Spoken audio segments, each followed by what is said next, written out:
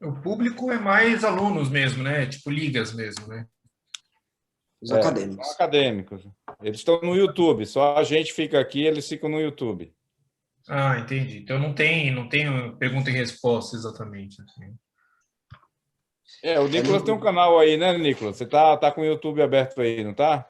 Perfeito, já estamos ao vivo. Podemos fazer sim, Eduardo, abertura no final, tá? Eu vou abrir no final, a gente já tem um time aqui, a gente vai coletar as informações e eu te passo a palavra. Mas fica à vontade. Boa noite a todos, vamos fazer a apresentação do nosso curso.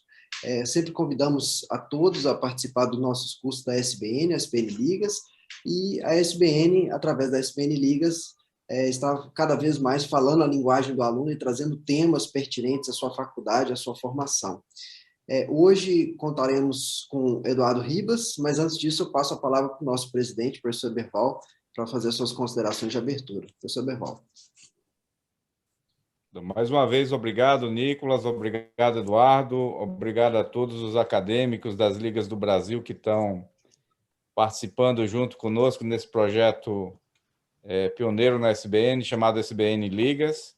Nós estamos aqui sempre pensando em oferecer aí um conteúdo que possa ajudar os estudantes brasileiros a se decidir se querem, de fato, seguir o rumo das neurociências, né? Não só a neurocirurgia, mas a neurologia, a neuropediatria, a ciência básica em neurologia. E hoje nós temos um convidado muito especial, aí que é o nosso Eduardo Ribas, aqui do Hospital das Clínicas da Faculdade de Medicina da USP. O Eduardo, ele é um médico aí dedicado, entre outras coisas, a estudar anatomia encefálica, microanatomia, aplicada à cirurgia, aplicada à radiologia e, portanto, aplicada à clínica. E vai ser bastante útil, acredito, a todos aí o conhecimento que o Eduardo vai compartilhar com vocês. Então, mais uma vez, obrigado, desejo a todos uma grande aula e nós estamos pensando aí já em outras iniciativas para trazer para as ligas brasileiras. A palavra é sua, Nicolas e Eduardo. Obrigado. Vou apresentar o nosso colega Eduardo, amigo, né? Eduardo, que tem a vasta experiência em anatomia, vai trazer bons comentários para a gente, boas discussões. Eduardo, que tem sua formação no Hospital das Clínicas, tem sua atuação em diversos hospitais em São Paulo, como Albert Einstein, e vem aqui nos abrilhantar com mais uma aula, né, Eduardo? Vou transferir a palavra para você, sem mais delongas. Boa aula. E aqueles que estão nos escutando, não deixe de clicar no link do site da SBN, porque lá é o único formato que nós conseguimos garantir a certificação. Pelo site do YouTube, nós não conseguimos contabilizar a presença. Então, aqueles que estão com interesse ou divulgaram suas ligas ainda, divulgam o site da SBN, que está no nosso post, tá certo? Então, é a informação para o pessoal. Eduardo, está com a palavra. O pessoal pode deixar as perguntas no chat. No final, a gente vamos deixar um tempo para esclarecer as dúvidas e fazer um bate-papo aí com o Eduardo. Bom, primeiro, obrigado a todos aí, obrigado, professor Eberval, pela oportunidade, parabéns pela iniciativa, né, conjunta com o Nicolas, de organizar essas aulas. Acho que o Brasil é muito grande, né, e a SBN consegue carregar esse conhecimento de centros para pequenos centros, e eu estou com vontade também de ver a aula dos outros também. Acho que é legal ver como a gente consegue organizar nessa época de pandemia aí aulas e vencer essa época aprendendo aproveitando para aprender bastante, né? O Nicolas também, meu amigo aí de Hospital das Clínicas, também fica pelos corredores lá. E obrigado pelo convite e para poder falar dessa área que eu gosto bastante, que é da neuroanatomia. Eu sou um neurocirurgião, então eu acabo estudando neuroanatomia com um viés mais cirúrgico mesmo, né? Mas é uma ciência básica, acho que é uma ciência que interessa a muitas pessoas que estudam neurociências. Então, tanto pessoas de outras áreas clínicas, como neurologia, neuropediatria, tanto áreas mais assim dedicadas a exames, né, neuroradiologia, e também de fora da medicina, outros profissionais de saúde, fisioterapeutas, TO, fono, é uma ciência básica mesmo, uma ciência que interessa a várias especialidades, a equipe multidisciplinar em si que lida com os nossos pacientes. Então, a minha aula hoje é sobre neuroanatomia, com uma correlação mais anatomoclínica. Vou puxar um pouquinho a sardinha para o nosso lado aí da neuroanatomia aplicada à neurocirurgia, mas vou tentar comentar também assuntos que acho que interessam a outras pessoas também, a outras áreas, tá? Bom, primeiro, o sistema nervoso, ele tem duas partes. Ele tem o sistema nervoso central e o sistema nervoso periférico. Basicamente, o sistema nervoso periférico são os nervos que se dirigem para os seus órgãos efetores. Vão para as articulações, músculos, pele. Já o sistema nervoso central, ele fica dentro de um arcabouço ósseo. A gente tem a medula espinhal dentro do canal vertebral, da coluna vertebral, e o encéfalo dentro da cabeça, por isso que chama encéfalo dentro da cabeça. Então, tem essa divisão mais anatômica já, tá? Que não tem muito a ver com a função. Mas um está dentro de um arcabouço ósseo e o outro está fora desse arcabouço ósseo. Hoje a nossa aula é mais dedicada ao cérebro, e estou agora situando aonde que ele está, né? O sistema nervoso central, dentro de todo esse arcabouço ósseo, ele tem, então, dentro da coluna vertebral, a medula, e dentro do encéfalo, e dentro da cabeça, o encéfalo. O encéfalo, ele é dividido por uma prega de dura mater, chamada tenda do cerebelo, ou tentório, em um compartimento supratentorial ou infratentorial. O supratentorial vai abrigar o cérebro, que basicamente é o telencéfalo, junto com o diencéfalo. Já a fossa posterior, ou espaço infratentorial, vai abrigar à sua frente o tronco cerebral, subdividido em mesencéfalo e pontibulbo, e atrás o cerebelo. Esse é o esquema mais fácil da neuroanatomia do sistema nervoso central. Vamos agora entender cada partezinha. Vou pular um pouco rápido nas partes que não são exatamente do escopo dessa aula. A medula espinhal, que está dentro do canal vertebral e faz parte do sistema nervoso central, ela é composta por, no seu interior, substância cinzenta, tá? É esse H que a gente chama, tá? São os corpos neuronais, e substância branca ao redor, que são os tratos de fibras brancas, são os tratos de axônios que estão ascendendo ou descendendo, por isso que a gente divide ele em tratos ascendentes e descendentes. E tem trato dos dois lados, na frente e atrás. Isso é toda uma anatomia muito interessante e que também tem uma correlação anatomoclínica importante, uma vez que lesões da medula espinhal podem ser completas, né? Uma lesão transversa que vai dar todo um déficit no paciente dali para baixo, mas também podem ter lesões parciais, por exemplo, síndrome de Brown-Séquard, onde tem uma hemissecção da medula espinhal, ou síndromes mais ainda caprichosas, né? O aumento do canal central da medula, na silicomelia, por exemplo, ou tumores que vão apertar uma parte da medula espinhal só e vai dar toda uma sintomatologia diferente, tá? Então, essa é uma outra aula de neuroanatomia interessante que vocês devem ter também. Agora, mais do escopo da aula, que é o encéfalo. O encéfalo está dentro dentro da nossa cabeça, está dentro do crânio. E o crânio é feito por diversos ossos, mas nem todos os ossos têm uma relação direta com o cérebro. Basicamente, existem 4 ossos na superfície, né, na concavidade do crânio, na convexidade do crânio, que dão nome para lobos cerebrais. Existem o frontal, parietal, temporal e occipital. Depois também tem um pequeno osso que tem essa pequena porção na sua superfície, que é o esfenoide, mas que se continua medialmente também e faz grande parte da base do crânio. Os outros ossos já têm uma relação menor com o cérebro em si. O etimoide tem uma parte na lâmina crivosa com o osso frontal, com o lobo frontal, e os outros quase que não têm uma relação mesmo com o cérebro. Esse aqui é o encéfalo, é todo o conteúdo que está dentro da caixa intracraniana. Que nem eu comentei, existe uma prega de dura mater, subdividindo ele em um espaço supratentorial acima e um espaço infratentorial abaixo. Esses nomes, eles são importantes, porque lesões supratentoriais vão levar a déficits diferentes de lesões infratentoriais, que nem a gente vai comentar a função de cada uma região. Basicamente, o espaço infratentorial é um espaço menor e é um espaço mais restrito por estruturas ósseas e também estruturas membranosas, aqui a dura mata. Então, é um espaço menor e mais fácil de gerar uma sintomatologia ou uma hipertensão, né?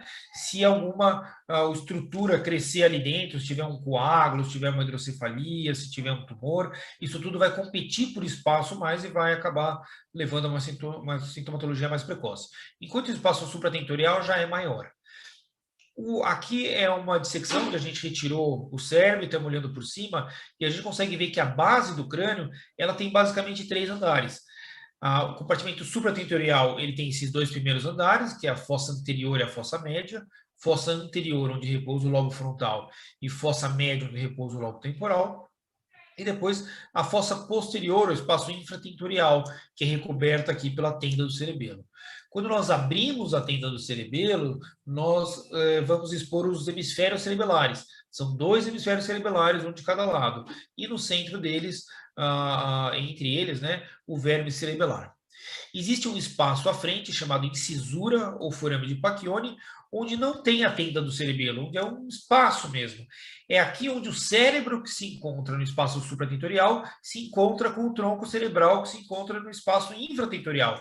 É através dessa comunicação, através desse espaço incisural ou forame de Pacchioni, tá? Mais particularmente o diencéfalo que está acima se comunica com o mesencéfalo que está abaixo, tá? Então, o cirurgião, propriamente de base de crânio, por exemplo, ele vai lidar com esses 3 espaços, né? Com essas 3 fossas. E como vocês já devem ter percebido, existem partes do cérebro que não estão em comunicação com essa base do crânio, que aí já vão ser de interesse de outras partes da neurocirurgia. Esse aqui é o conteúdo da fossa posterior, aqui à esquerda é uma visão anterior e à direita uma visão anterolateral. Aqui é uma anatomia topográfica, onde todas as estruturas estão juntas. A gente está estudando tudo em conjunto. Por isso é mais natural, né? É assim que a natureza se apresenta mesmo, mas é mais difícil. A gente está vendo estruturas vasculares, junto com estruturas nervosas, junto veias com artérias, tudo isso junto. Então, essa aqui são artérias, né? A gente vai comentar isso aos pouquinhos, e todos esses filetes são os nervos cranianos. É basicamente na fossa posterior onde se tem a origem de todos esses nervos cranianos, tá? Nos seus 2 primeiros nervos, todos os outros se originam na fossa posterior e vão caminhar para os forames cranianos, que a gente vai comentar também. Então, ele tem 3 andares, o tronco cerebral, mesencéfalo, ponte e bulbo, atrás dos hemisférios cerebelares. E aqui a emergência de todos esses nervos. Essa aqui já é uma anatomia descritiva, é uma anatomia onde os sistemas eles estão sendo estudados em separado. Nessa dissecção, a gente preservou apenas o tecido cerebral mesmo. E vocês conseguem ver como agora é bem mais fácil de dividir o tronco cerebral nos seus 3 principais andares: mesencéfalo, ponte e bulbo. Essa divisão sendo dada por 2 sulcos transversos. Tá? O sulco ponto mesencefálico e o sulco ponto bulbar. São nomes fáceis porque eles realmente trazem a junção dessas 2 estruturas que eles dividem. Tá? O mesencéfalo é acima, é feito por 2 pedúnculos cerebrais e ao meio dele a fossa interpeduncular. Ponte, essa estrutura mais convexa, mais gordinha entre eles, e depois bulbo embaixo. Aqui a gente já vê a origem de todos esses nervos e a gente vai comentar um a um. Por que é interessante saber a origem? É importante saber a origem, o trajeto e o destino deles. Por quê? Porque qualquer lesão que acaba comprimindo um desses nervos pode levar a uma sintomatologia relacionada a um desses nervos. E quando o neurologista, o neurocirurgião, examina o paciente, ele tem um déficit relacionado ao nervo craniano, ele tem que imaginar o trajeto daquele nervo para imaginar qual é a topografia de uma possível lesão. Por exemplo, se ele tiver uma lesão do terceiro nervo, que é o nervo locomotor, esse aqui, ele tem que imaginar todo o trajeto daquele nervo para depois pedir um exame de imagem, por exemplo, e confirmar se existe uma lesão naquele trajeto ou não. Tá? Então, vamos ver de cima para baixo a origem desses nervos aqui, tá? Alguns são uma certa pegadinha. Esse aqui, por exemplo, é o trato olfatório e não o nervo olfatório. O nervo olfatório, pela definição, é o primeiro neurônio da cadeia de sinapses daquela via, e o primeiro neurônio da cadeia de sinapses olfatória são os pequenos neurônios que estão atravessando a placa crivosa do etimódeo, podem ser vistos aqui. Esse aqui já é o trato olfatório, que se encontra dentro do sulco olfatório. Depois o segundo nervo, que ele se junta no quiasma óptico, e ele carrega a informação visual. Terceiro nervo é o nervo oculomotor, ele nasce na fossa empeducular e atravessa sempre esse ato entre essas duas artérias principais, acima a artéria cerebral posterior e abaixo a artéria cerebelosa superior, ou sulca, ou SCA. Isso é importante. Muitas vezes o neurocirurgião está operando um paciente e ele não consegue entender, será que aquela é a cerebral posterior ou aquela é a sulca? Qual das duas é? Se ele olhar para o terceiro nervo, ele consegue destrinchar esse dilema, essa dúvida que ele está ali encontrando, entendendo a anatomia, porque alguns reparos anatômicos eles são muito fixos. E essa sintopia, que é essa relação anatômica dessas artérias com esse nervo, é sempre a mesma. Tá? Então, algumas dicas são importantes para o neurocirurgião se localizar durante a cirurgia também. Tá? O quarto nervo já é um nervo bem mais delgado, vocês veem que é um nervo pequeno em comparação aos outros nervos, ele é um nervo troclear, ele faz a função da gente olhar para o centro e abaixo. Essa também é uma ideia interessante do neurocirurgião entender, que é o tamanho relativo entre os nervos. Ele pode estar se deparando com um nervo e estar numa dúvida, será que esse é o terceiro ou será que é o quarto? O quarto ele sempre vai ser mais delgado do que o terceiro nervo. E essa ideia de tamanho é importante para o neurocirurgião, particularmente porque ele trabalha com a visão, né? Talvez para outras especialidades médicas, essa ideia do tamanho natural da coisa seja de menor relevância, mas o neurocirurgião ele tem que saber olhar para um nervo e saber esse nervo ele está mais delgado, olhar para um hipocampo, por exemplo, e falar, não, esse hipocampo não está igual, esse hipocampo está menor, esse hipocampo está mais plano. Então, essa ideia de tamanho que vem da vivência do neurocirurgião, se deparando com diversos casos, também é importante também. Tá? Quarto nervo. Quinto nervo. O quinto nervo, ele marca a separação do que é ponte, que está medialmente, o que é pedúnculo cerebelar médio, que está lateralmente. É um ponto anatômico. Ele nasce aqui, ele nasce como um nervo bastante robusto, né? E vai dar origem depois a 3 nervos, por isso que ele chama trigêmeo. A gente vai mostrar isso aqui um pouquinho depois também. E a função principal é inervar a sensibilidade do rosto. Sexto nervo já nasce nessa divisão aqui entre a ponte e o bulbo, no sulco ponto bulbar, né? E ele ascende. Ele ascende porque ele tem sempre um trajeto superior, ele vai nascer bem baixo e depois ele vai entrar no seio cavernoso. Então ele tem esse trajeto superior. Depois sétimo e oitavo, aqui sendo vistos que nem um complexo. Sétimo é o nervo facial e o oitavo é o nervo vestíbulo coclear. Facial, principalmente mímica do rosto, e o vestíbulo coclear, ele a nossa função de audição e também o nosso posicionamento no espaço, que é a função coclear. É importante nós entendemos que eles são complexos, eles estão sempre muito próximos entre si. Então, a gente fala que, às vezes, o problema de um dá sintomatologia no outro. Um tumor, por exemplo, que nasça do oitavo nervo, que é muito comum, os schwannomas vestibulares, eles muitas vezes trazem o paciente ao consultório relatando uma paralisia facial. Por quê? Porque esses tumores eles são de instalação insidiosa e muitas vezes o paciente não percebe que ele perdeu a audição de um dos ouvidos, mas ele percebe quando tem uma paralisia facial. Então ele vem reclamando de um déficit facial, mas o problema não está majoritariamente no facial, é um tumor que é um problema que tem a sua origem no oitavo nervo, mas que como eles são complexos, estão muito próximos, é o problema de um que acaba dando resultado no outro. Então, é importante entender quais são os complexos, qual é a sintopia das estruturas anatômicas. Nono, décimo e 11º, eles também, todos têm uma origem posterior à oliva e nascem como se fosse uma sequência de superior para inferior. Nono, décimo e 11º, e todos vão sair pelo mesmo forame também, pelo forame jugular. Então, no forame jugular, se tiver um problema do forame jugular, nono, décimo e 11º vão estar acometidos. Então, é importante saber o trajeto deles. Embora eles nasçam aqui separados, mas eles se juntam no forame jugular. Então, se você vê uma sintomatologia pegando os 3, né, você tem que imaginar que deve ter um problema naquela região mesmo. E o 12º nervo, um nervo mais isolado, nascendo à frente da oliva, é um nervo puramente motor que vai vascularizar a língua, nervo hipoglosso. Aqui é uma visão superior da base do crânio, para vocês verem como realmente ela é cravejada desses orifícios, são os forames cranianos. Por esses orifícios é onde vai estar entrando ou saindo estruturas vasculares ou nervosas do espaço intracraniano. Tá? Todos os nervos eles têm que sair do espaço intracraniano através de um forame. E veias entram, artérias saem, tudo isso tem que ser entendido. Tá? Existem tabelas da neuroanatomia que a gente acaba estudando isso, mas aqui eu trago algumas imagens para vocês verem. É um conhecimento importante, sim. O grande forame da base do crânio é o forame magro, tá? É aqui onde o compartimento intracraniano se continua com o compartimento intravertebral. Então, o sistema nervoso central que está acima, que é o encéfalo, se continua com o sistema nervoso central que está abaixo, que é a medula. Tá? Isso é através do forame magro.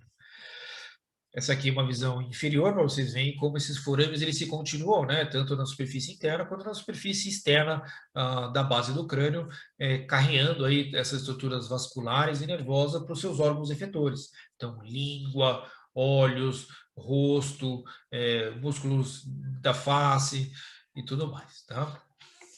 E o cérebro em si? O cérebro também é dividido por uma prega de dura mater em 2 hemisférios.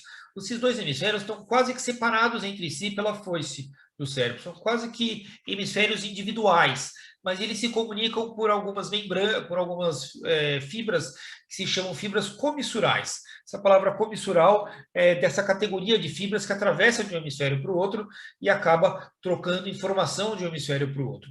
O grande feixe de fibras comissurais nos seres humanos e todos os outros mamíferos é o corpo caloso, que aí está na profundidade aqui da fissura interhemisférica. Vocês podem ver aqui como tem essas veias em ponte, as veias elas se juntam formando geralmente uma veia única que atravessa a fissura interhemisférica, faz essa ponte. Então, só estou mostrando essa ideia aqui, já que é uma ideia de uma correlação clínica, mas também uma correlação anatopatológica também. Essas veias em ponte, elas fazem parte da sintomatologia do hematoma subdural crônico, da fisiopatologia do hematoma subdural crônico. O hematoma subdural crônico, ele geralmente acontece em pessoas que têm o cérebro mais atrofiado. Podem ser idosos, epiléticos, alcoólatras. Essas pessoas têm menos cérebro, então ele se chacoalha mais fácil ali dentro em eventuais traumas cranianos. Isso faz com que essas veias em ponte são mais facilmente estiradas durante o trauma, provocando a sua laceração e sequente sangramento. Esse sangramento de pequena monta vai se acumulando, acumulando, acumulando, até formar o hematoma subdural crônico, que pode levar a pessoa a um estado de confusão mental, perda do sensório, hemiparesia. É uma patologia muito comum e muito presente no consultório do neurocirurgião, e a sua explicação, a sua fisiopatologia está aqui mostrada pela anatomia. Tá? Cada hemisfério cerebral também pode ser estudado. A ideia é que o cérebro já vem estudado há muitos anos, mas no começo não se tinha uma consideração importante pelo cérebro. O cérebro era tido como um órgão de segunda classe. Então, aqui vocês veem os egípcios aqui, talvez foram a primeira civilização que viram o cérebro de uma forma mais assim rotineira nessa cerimônia de mumificação, mas não davam particular assim atenção ao cérebro. Aqui o cérebro sendo retirado em uma cerimônia de mumificação através de um acesso transfenoidal, para não mutilar o rosto da múmia, né, para a múmia ficar enterrada bonitinha, e aí a ideia de que ela iria sobreviver à morte, né, ia para essa segunda vida aí no além-morte, né? Mas nesse interesse de não machucar, de não mutilar o rosto, eles faziam esse acesso transesfenoidal para tirar o conteúdo intracraniano com objetos de metal, objetos de bambu. Esse acesso, que é um acesso muito antigo, né, mais de 2.000 anos, agora é um acesso feito para cirurgias endereçadas à hipófise. A hipófise, a célula túrcica, né, que é onde é guardada a hipófise, ela pode ser alcançada através desse mesmo acesso transesfenoidal, feito atualmente mais por endoscopia, mas também pode ser feito por microscópio. Muitas vezes é uma equipe multidisciplinar que faz, junto com o otorrino e o neurocirurgião. Então, muitas pessoas também seguem caminhos diferentes. Às vezes a pessoa começa sendo um otorrino e percebe que gosta da neurociência ou quer ter essa relação maior com o cérebro, com a hipófise, com a base do crânio, existe também um outro caminho de se chegar na neuroanatomia que não seja a neurocirurgia. Você pode ir através da otorrino. Existem diversas áreas de conflito, eu diria assim, de interface entre a otorrino e a neurocirurgia, principalmente na base do crânio, né? Essa aqui é uma tomografia de uma múmia, onde um desses instrumentos foi esquecido, né, dentro do compartimento intracraniano, e aqui fizeram a tomografia e viram que estava esquecido um pedacinho de bambu lá dentro. Que nem eu comentei, na antiguidade reinou essa ideia cardiocêntrica e não uma ideia cerebrocêntrica. Assim, se achava antigamente que o coração era o órgão mais importante, sendo aí a origem do intelecto, a origem do pensamento, a origem da personalidade, e o cérebro nunca foi estudado nessa época aí, ele sempre foi retratado de uma maneira intestinal, sem uma organização, embora já tinha sido descrito as circunvoluções, não tinha sido entendido que ele guardava uma certa organização entre as diferentes pessoas. Essa visão cardiocêntrica foi trocando gradualmente para uma visão cerebrocêntrica, mas um dos grandes personagens foi o Galeno, que ele não tinha permissão para dissecar corpos humanos, dissecava outros mamíferos, e alguns mamíferos têm um sistema porta-hipofisário, e as veias que estão relacionadas ao plexo coroides têm um desenvolvimento muito grande, elas são muito avantajadas, e ele chamou essa conjunção de diversos vasos de uma rede maravilhosa na base do crânio. Como essa rede maravilhosa é relacionada ao plexo coroide, ele diz que essa rede maravilhosa que dá origem ao líquor, né? O plexo coroide é como se fosse uma membrana que retém os elementos figurados do sangue, e o que extravasa é o líquor. Então, ele falou que o pneuma psíquico, que seria a nossa inteligência, a nossa personalidade, o nosso intelecto, seria fruto dessa rede maravilhosa. E agora traz essa ideia, então, da gente descrever melhor o cérebro, já que o cérebro tem essa grande importância, vamos começar descrevendo. Os anatomistas que se seguiram trouxeram muitos detalhes sobre as cavidades ventriculares, mas ainda sem retratar a superfície do cérebro em si. Até o grande Leonardo da Vinci, aí século XV e XVI, retratou muito bem as cavidades ventriculares, mas deixou o restante do cérebro aí a desejar, sem grandes descrições, né? Essa aqui já é uma anatomia seccional. Vamos falar um pouquinho sobre esses ventrículos, que são talvez as estruturas cerebrais de conhecimento mais antigo, né? De descrição mais pormenorizada mais antigo. Essa aqui já é outro tipo de anatomia, é uma anatomia seccional.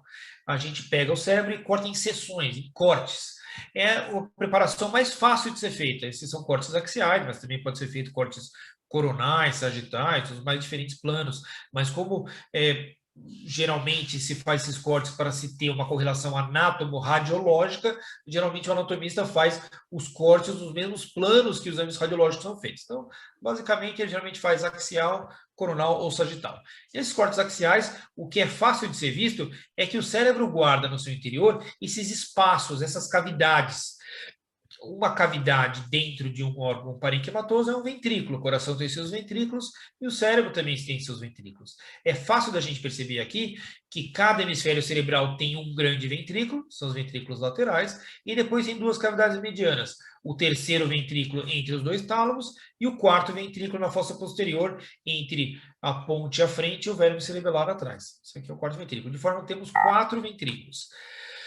Os ventrículos, eles são repletos de líquor, tá? E o caminho desse líquor passa por locais onde tem um certo estreitamento na passagem desse líquor. Esses locais de estreitamento é de grande importância para o neurocirurgião, porque é aí onde ele é mais propenso de ser entupido, de ser bloqueado por alguma outra estrutura que leva ao acúmulo desse líquido amontante, né? Então, por exemplo, os ventrículos laterais, eles se comunicam com o terceiro ventrículo através do forame de Monro. E depois do terceiro ventrículo se comunicam com o quarto ventrículo através do aqueduto mesencefálico ou aqueduto de Sylvius. Esses locais, eles são muito propensos a serem apertados ou serem obstruídos por exemplo, hematomas, tumores, infecções que podem causar uma adesão das suas paredes, levando a uma hidrocefalia que a gente chama de hidrocefalia obstrutiva ou não comunicante. A ideia do não comunicante é que essas cavidades deixam de se comunicar. As cavidades não se comunicam. Essa é a diferença de uma hidrocefalia comunicante e uma hidrocefalia não comunicante. Vamos aqui para o corte anatômico mesmo, para vocês verem. A gente tem dois ventrículos laterais, um de cada lado, ambos separados por uma membrana entre os dois, que na verdade é formado por duas películas, tá? Duas membranas, mas que se juntam, o espaço entre eles é um espaço geralmente virtual, elas estão realmente apostas uma à outra, formando um septo que chama septo pelúcido. Esse septo é dito aneural avascular, ele pode ser cortado em procedimentos neurocirúrgicos. Então vamos supor, por exemplo, que exista um tumor obstruindo esse forame de Monro aqui. Esse aqui é o forame de Monro que vai comunicar esse ventrículo lateral ao terceiro ventrículo. Se existe um tumor aqui comunicando, obstruindo esse forame de Monro, esse ventrículo aqui ele vai se dilatar, vai causar uma hidrocefalia não comunicante, porque esse ventrículo não se comunica com os outros. Um dos procedimentos que o neurocirurgião tem à sua disposição é comunicar os dois ventrículos laterais entre si, fazendo um buraquinho, fazendo uma comunicação entre os dois ventrículos através do septo. Esse buraquinho que se faz no septo se chama de septostomia. Geralmente é feito de forma endoscópica. Então, ele entra com o endoscópio no ventrículo lateral, identifica o septo pelúcido e faz essa pequena comunicação entre os dois. Tá? Então, é uma das formas de se comunicar e tratar aí a hidrocefalia obstrutiva. Esse aqui é um corte sagital, onde a gente vê, então, o caminho do líquor, né? Ventrículo lateral, depois ele passa para o terceiro ventrículo através do forame de Monro, e depois do terceiro ventrículo para o quarto ventrículo através do aqueduto mesencefálico. São realmente locais mais delgados, mais estreitos para a passagem desse líquido. Mas em situações normais não há uma obstrução, mesmo eles sendo pequenos, tá? A produção do líquor é uma produção constante, mantém a perividade desses forames, e eles não costumam obstruir de uma forma assim fisiológica, tá? Só quando existe algum evento patológico. Os ventrículos laterais, aqui vocês podem ver como eles são na sua quase totalidade recobertas pelo corpo caloso. Esse aqui, aquele contínuo de fibras comissurais estão atravessando de um lado para o outro e comunicando os dois hemisférios entre si, tá? É o corpo caloso. Então, o corpo ele está quase que envolvendo a totalidade do ventrículo lateral. Depois o líquor do ventrículo lateral passa para o terceiro ventrículo. O terceiro ventrículo é uma cavidade entre os dois tálamos. Então, esse aqui é o tálamo do outro lado e o tálamo do nosso lado foi retirado. Essa aqui é a aderência intertalâmica, que estaria comunicando os dois tálamos entre si. E aqui o aqueduto mesencefálico passando para o quarto ventrículo. O quarto ventrículo entre a ponte, que está à frente, e o verme cerebelar, que está atrás. E o hemisfério cerebelar aqui. Então, vocês podem ver como o líquor vai escoando, e depois que ele sai do quarto ventrículo, ele acaba banhando toda a superfície do cérebro. A gente chama de o espaço subaracnoideu. Tá? Embaixo da membrana aracnoide existe um espaço e o cérebro fica embebido por esse líquido. Eu costumo dizer que o cérebro é como se fosse um órgão em conserva. Ele está boiando nesse líquido, tá? Que provavelmente a sua função é absorver, em grande parte, a sua função deve ser absorver impactos.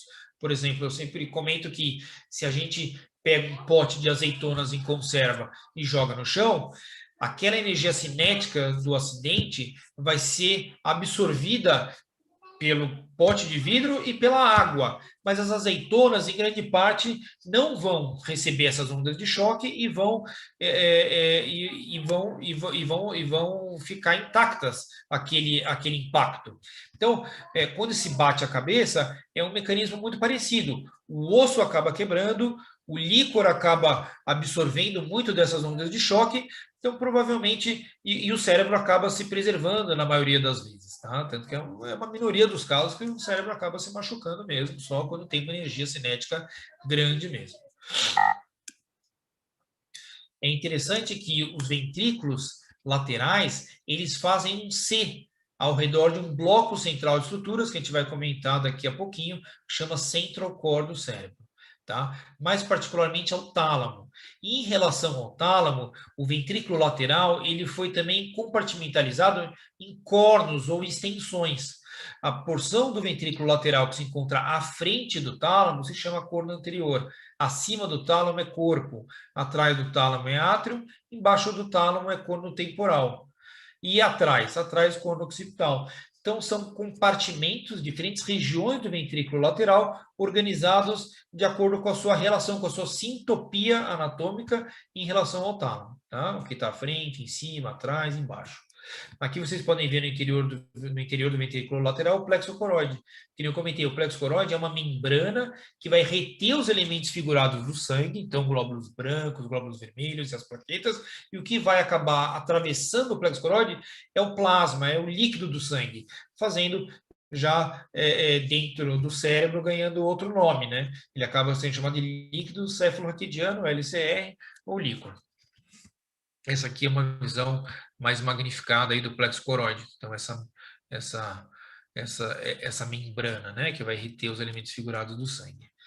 Dentro do ventrículo, a gente vai ter estruturas límbicas, a gente vai comentar daqui a pouquinho, e no corno temporal, aqui o hipocampo, que é uma estrutura límbica, eu vou mostrar isso aqui daqui a pouco. Mesmo corte sagital, mas aqui a gente preservou o septo pelúcido, para vocês verem, o septo pelúcido, então, separando um ventrículo lateral do outro ventrículo lateral correspondente. E se a gente resseca o septo pelúcido, a gente consegue ver a parede lateral do ventrículo lateral, que é dado pelo corpo caudado, né? E aqui nessa visão magnificada, a gente consegue ver a comunicação do ventrículo lateral com o terceiro ventrículo, pelo forame de Monro, ou forame interventricular.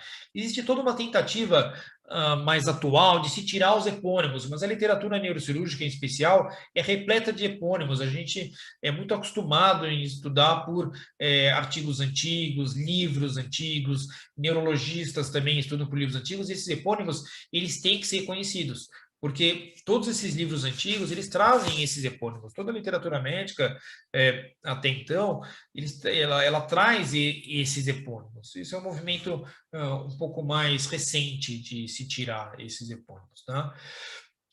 Vindo do forame de Monro até o aqueduto mesencefálico, existe um sulco. Se vocês tiverem boa vontade, dá para ver um sulco bem raso. É chamado sulco hipotalâmico. E o sulco hipotalâmico é um bom nome.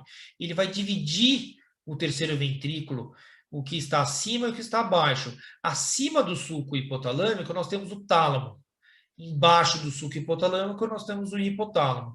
Enquanto o tálamo é uma estrutura muito bem definida, uma estrutura ovoide bem definida, o hipotálamo já é uma região. Ele compreende tanto a parte superior do mesencéfalo, corpo mamilar, túber cinéreo, infundíbulo, que vai dar origem à haste hipofisária, quiasma óptico aqui, e do quiasma óptico nasce uma membrana que se estende do quiasma óptico até a comissura anterior, lâmina terminalis. Isso aqui já é a parte anterior do terceiro ventrículo. Então, tudo isso aqui é terceiro ventrículo e hipotálamo abaixo. E atrás do terceiro ventrículo é o epitálamo. Epitálamo, que é o seu principal personagem aqui, é a pineal. O pineal secreta melatonina e informa o cérebro quando é noite, quando é dia, né? Dá o ciclo circadiano, o nosso ciclo circadiano. Tá? Isso aqui já é uma visão com o quarto ventrículo ao centro, e depois os forames, onde o líquor vai sair do quarto ventrículo e aí banhar todo o cérebro. Um forame mediano, que se chama Magendie, e dois forames laterais, um de cada lado, que chama forame de Luschka. Essa é uma preparação especial, onde os ventrículos foram cateterizados e banhados com metal quente e fluido, líquido, né? Depois o metal esfriou e ficou sólido, e o cérebro foi decomposto por uma substância ácida ou básica. Então, o que a gente está vendo aqui é o fantasminha das cavidades ventriculares, é só o que estaria dentro das cavidades ventriculares. Então, a gente pode ver que são dois ventrículos laterais, eles têm essa forma em C porque eles estão ao redor do tálamo, então tem essa forma em C, porque aqui no centro teríamos o tálamo, o terceiro ventrículo ao centro, que está medial a cada tálamo, né? Então temos um tálamo de cada lado e um terceiro ventrículo, que é uma cavidade mediana ao centro dos dois tálamos, depois um aqueduto mesencefálico dirigindo o terceiro ventrículo para o quarto ventrículo. Tá? E a superfície do cérebro? A superfície do cérebro, ela veio depois a ser descoberta, a ser entendida, né? O grande André Vesalius, por exemplo, que é tido como pai da anatomia, fez essa obra imensa no século XVI, chama de Human Corporis Fabrica, ele praticamente descreveu o corpo humano inteiro, todo o corpo humano já está descrito nessa obra. Mas o cérebro não. O cérebro é dito como... a organização do cérebro é dita como talvez a última descoberta da anatomia macroscópica. Toda a anatomia já tinha sido descrita, todo o corpo humano já tinha sido entendido na sua macroscopia, mas não a superfície do cérebro. Esse conhecimento demorou para ser entendido. Tiveram vários personagens, mas talvez Thomas Willis foi um dos personagens mais importantes. Thomas Willis estudava anatomia comparada. Anatomia comparada é quando se compara os diferentes animais entre si, e ele percebeu que quanto mais inteligente o mamífero era, mais trabalhada era a sua superfície cerebral, mais sucos e giros tinha a sua superfície cerebral. Então agora ele traz essa ideia de que a inteligência não vem do líquor, mas que deve vir da superfície cerebral, já que quanto mais inteligente o mamífero é, mais superfície trabalhada ele tem. O cérebro tem essa forma dobrada sobre si mesmo, e a gente pode achar essa explicação dessa forma bastante particular desde a formação do cérebro, da embriologia. Aqui na aula de embriologia, a gente lembra que o sistema nervoso ele se forma primeiro como uma placa neural, que vem da ectoderme, a ectoderme invagina, faz um tubinho neural, e o tubo neural ele tem uma casquinha e um lúmen. O lúmen ele vai dar origem ao trajeto do líquor, vai dar origem às cavidades ventriculares, do aqueduto, frango de morro e tudo mais. Já a casquinha, a superfície do tubo neural, vai se desenvolver e formar o parênquima cerebral em si. Vai formar vesículas e depois essas vesículas vão se dobrando sobre si mesmo. Existe uma teoria interessante que é chamada teoria da recapitulação do Haeckel.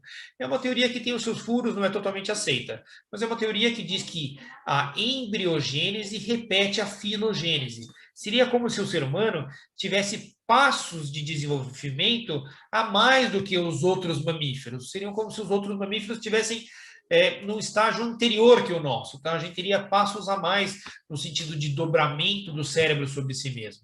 Esse mecanismo do cérebro ir dobrando sobre si mesmo é um mecanismo muito importante para fazer com que o cérebro tenha mais superfície cerebral sem exatamente crescer o volume cerebral. Se o cérebro fosse plano, a gente teria que ter um cérebro muito grande para ter toda a superfície cerebral que a gente tem. Como o cérebro se dobrou sobre si mesmo, mais ou menos 2/3 da superfície do cérebro não estão exatamente na superfície do cérebro propriamente dito, mas soterrado dentro dos sulcos e fissuras. E por que isso é importante? Porque é na superfície do cérebro onde se tem a substância cinzenta, os corpos neuronais.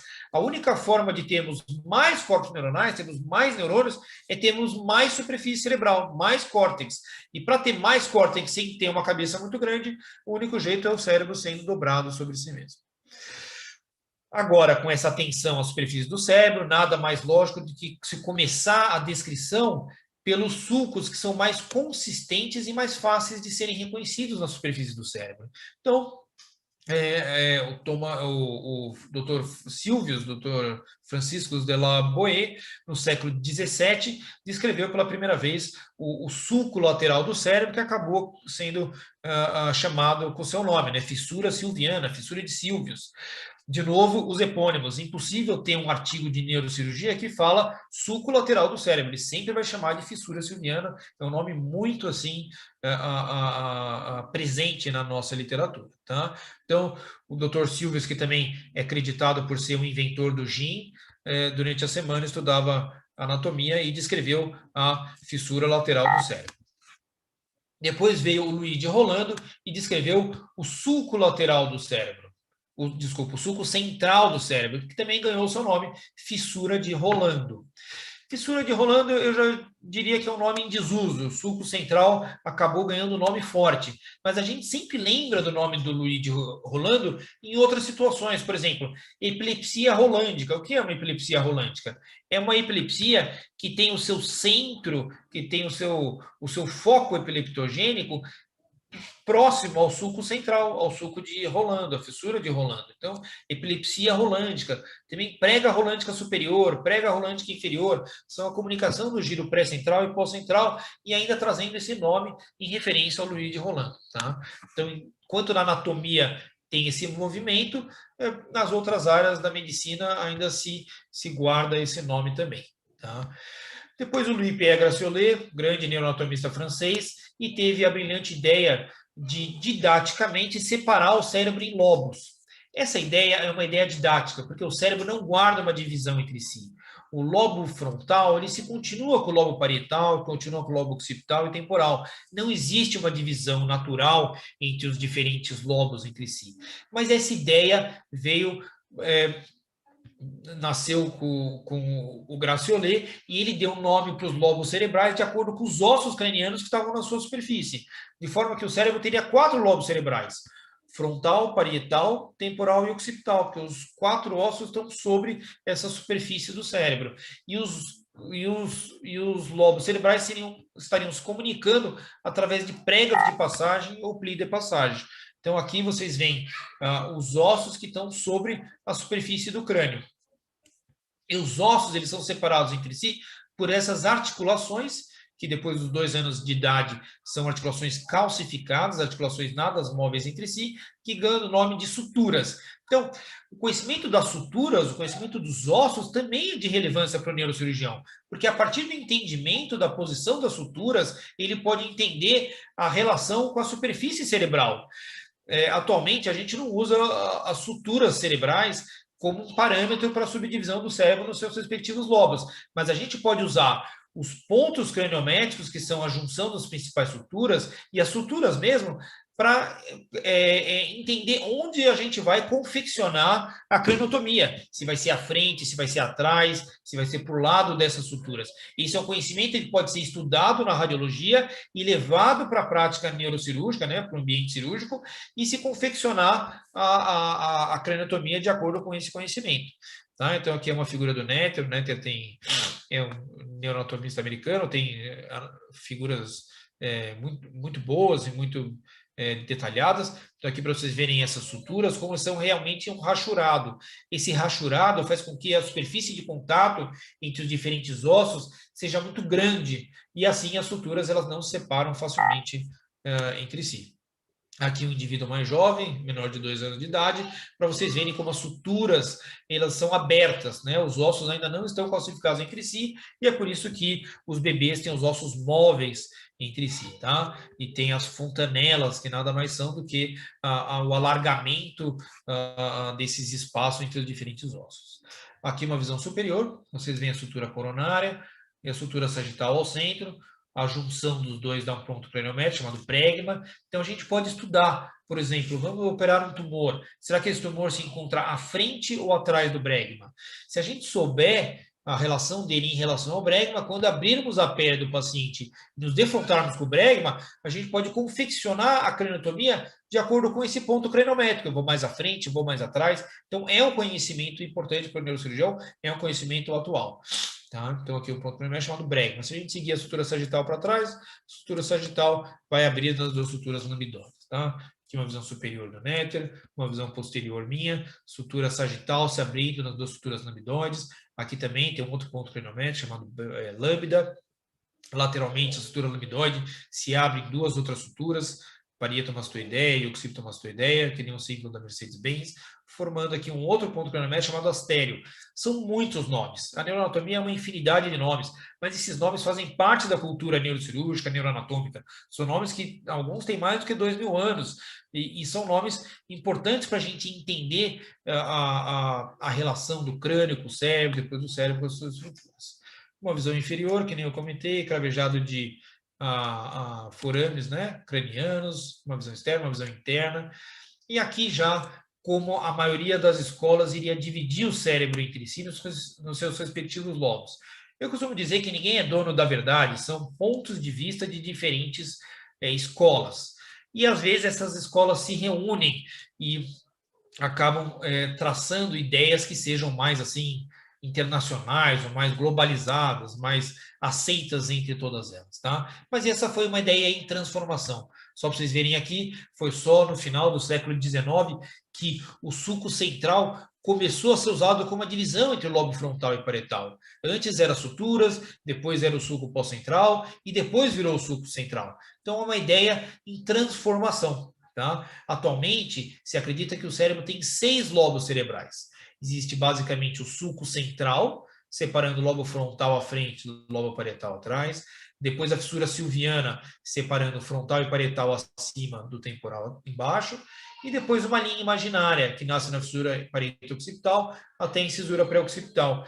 E nessa linha imaginária, ela vai delimitar o que é atrás lobo occipital do que é à frente, acima parietal, abaixo temporal. De forma que na superfície do cérebro, nós temos 4 lobos cerebrais.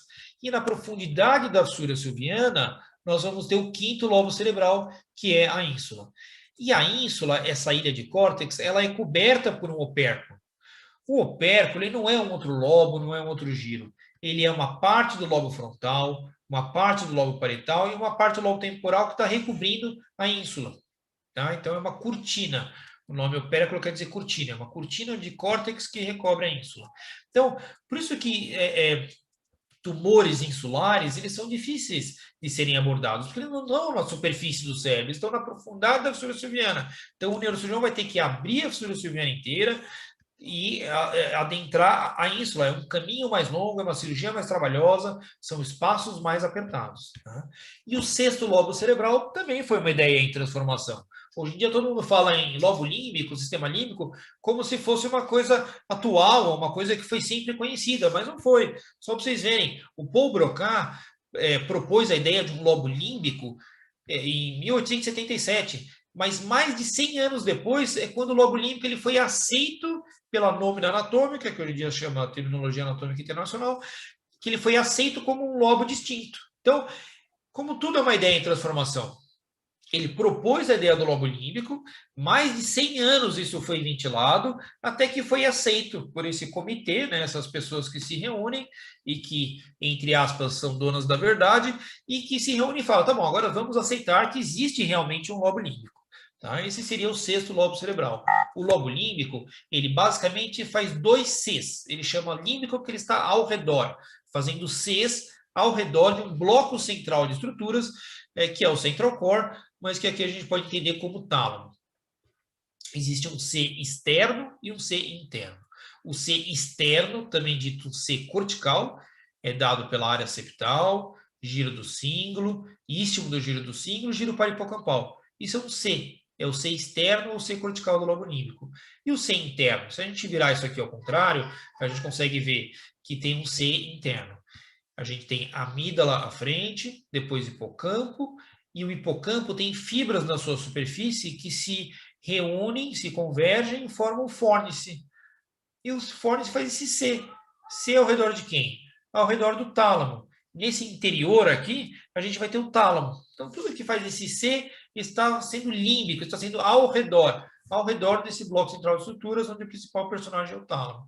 E o tálamo está repousando nessa superfície aqui, que é uma superfície aplainada do giro parihipocampal. Chama subículum. São nomes antigos. Subículum quer dizer área de repouso ou cama. Seria como se o tálamo estivesse repousando, estivesse descansando sobre essa superfície.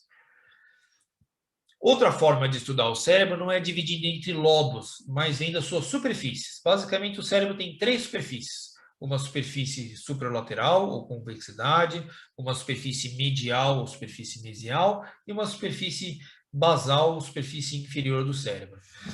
Essa aqui já é uma anatomia descritiva, a gente tirou as estruturas vasculares e membranáceas em cima do cérebro para expor só o tecido cerebral.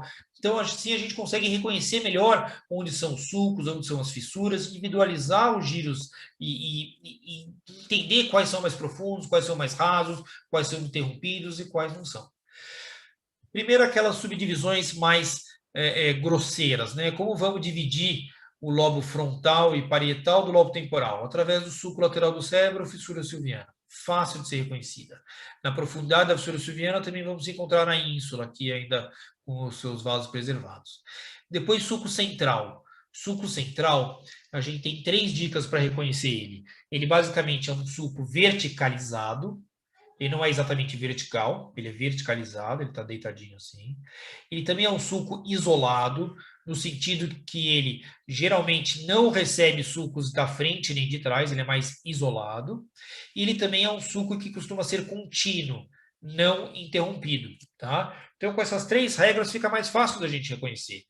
Esse aqui é o sulco central. Vamos supor que a gente erre. Será que esse pode ser o sulco central? Olha como ele está interrompido aqui. Interrompido por quem?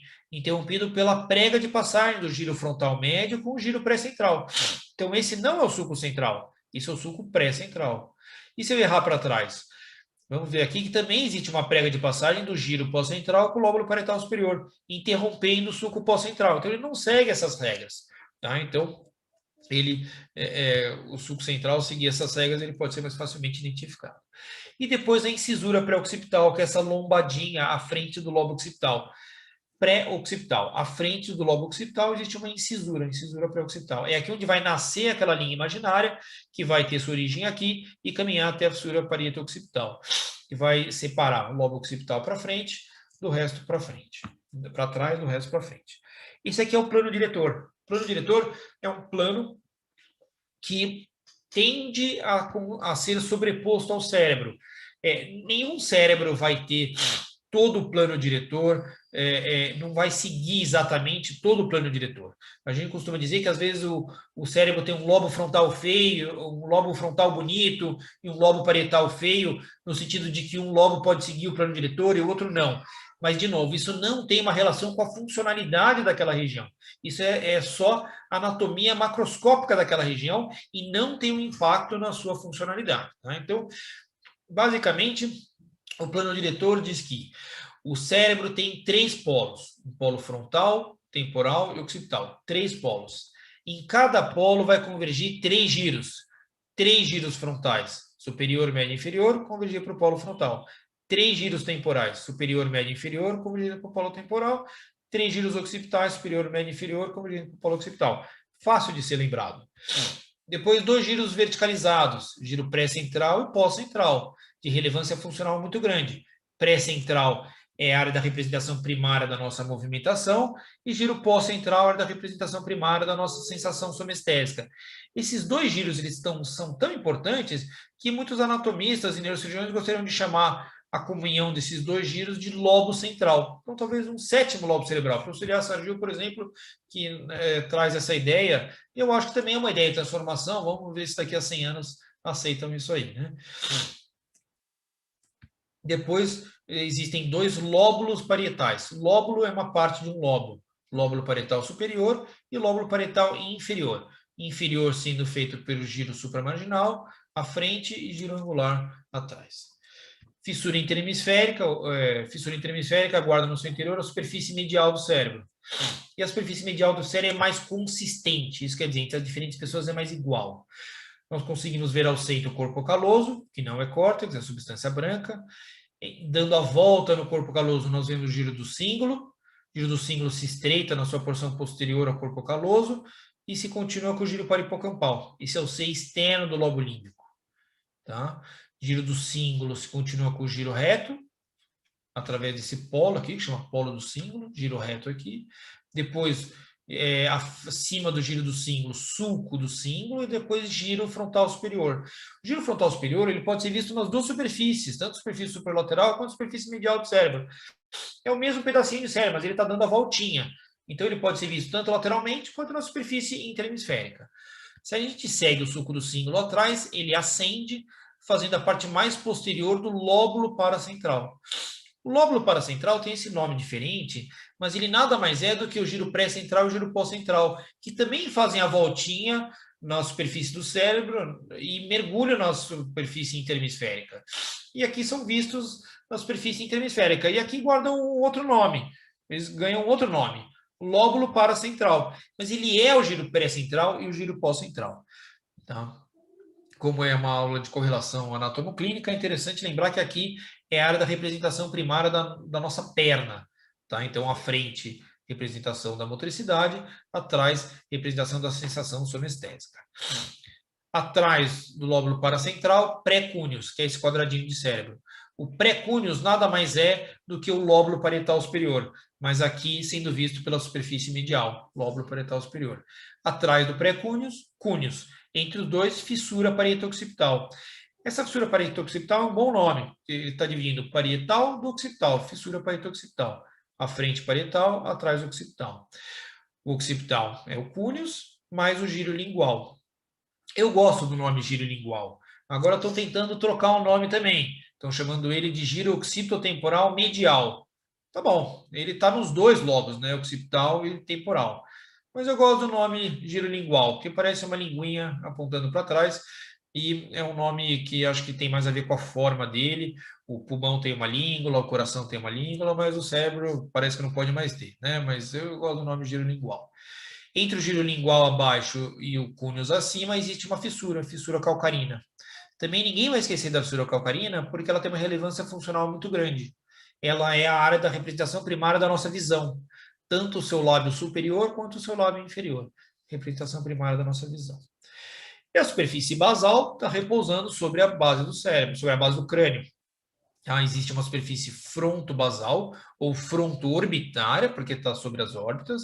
Essa superfície, ela tem seus giros orbitários, divididos por um H. Esse H é uma ideia didática para trazer a ideia de que existe giros orbitários anterior, posterior, lateral e medial, mas muitas vezes não se dá para ver um H. Nesse lado esquerdo, até dá para ver um H, mas do lado direito talvez pareça um Y. Medial aos giros orbitários, sulco olfatório, guardando no seu interior trato olfatório.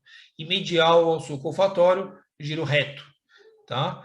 Eu já falei do giro reto na superfície medial. Então, é outro giro que está dando essa voltinha, que pode ser visto tanto na superfície medial quanto na superfície basal. Tá? E a superfície temporo-occipital, a gente vai procurar por 3 giros com essa disposição anteroposterior. O mais medial eu já comentei, que é o giro parahipocampal. Na sua porção mais anterior, o giro parahipocampal se dobra sobre si mesmo, formando uncus. Uncus em latim quer dizer anzol ou gancho. De novo, a importância da correlação anatomoclínica. A herniação uncal é quando o uncus muda de posição.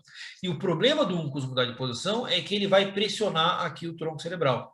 Tá? Que é a parte mais alta do mesencéfalo.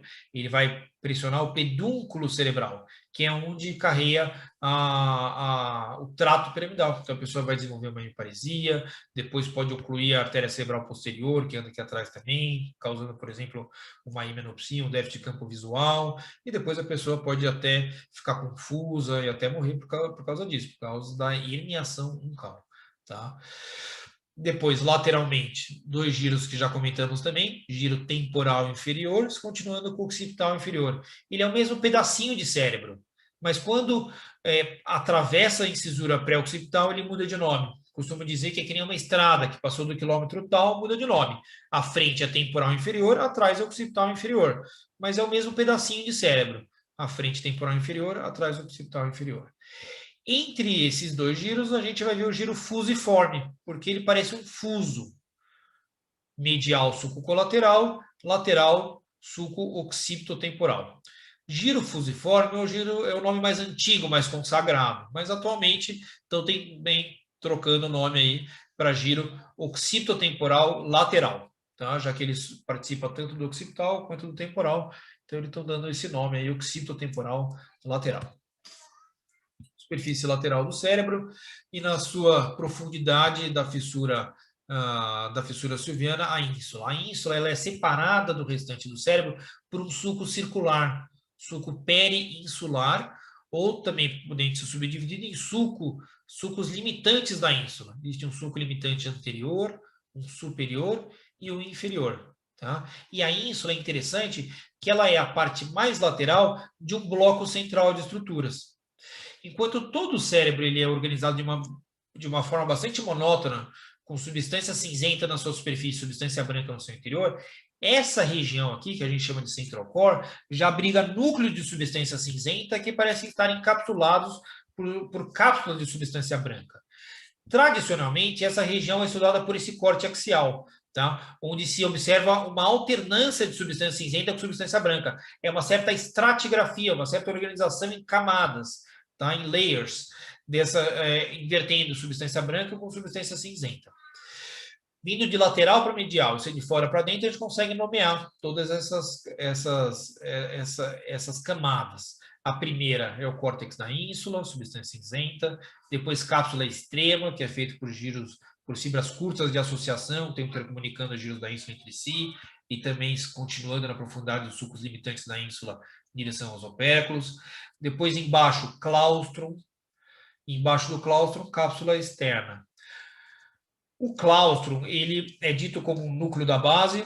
Algumas pessoas estão diferenciando o que é um núcleo, o que é um gânglio, né, nessa terminologia. É uma questão de terminologia.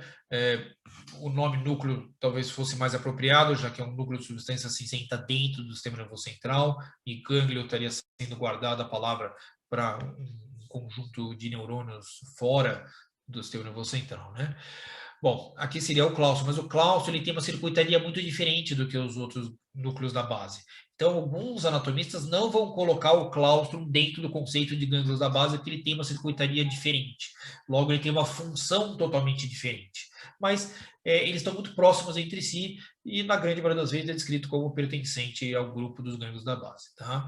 Entre o claustro e o lentiforme, cápsula externa, e medial, lentiforme, cápsula interna. Cápsula interna, por sua vez, é dividida em 5 segmentos. Tem um braço anterior, um joelho, um braço posterior. Depois uma porção retrolenticular que está atrás do lentiforme e sublenticular que está embaixo do lentiforme. O lentiforme ganha esse nome porque tem essa forma que nem uma lente biconvexa. Ele é formado lateralmente pelo putamen, que é um núcleo grande, e medialmente pelo globo pálido, que é um núcleo pequeno. Os dois juntos formam o lentiforme.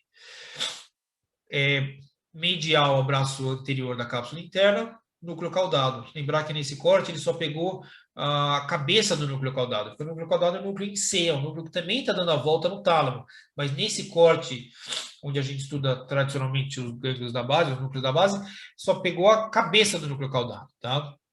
Depois, joelho e braço posterior. Braço posterior, medial ao braço posterior, nós temos o tálamo, principal estrutura diencefálica.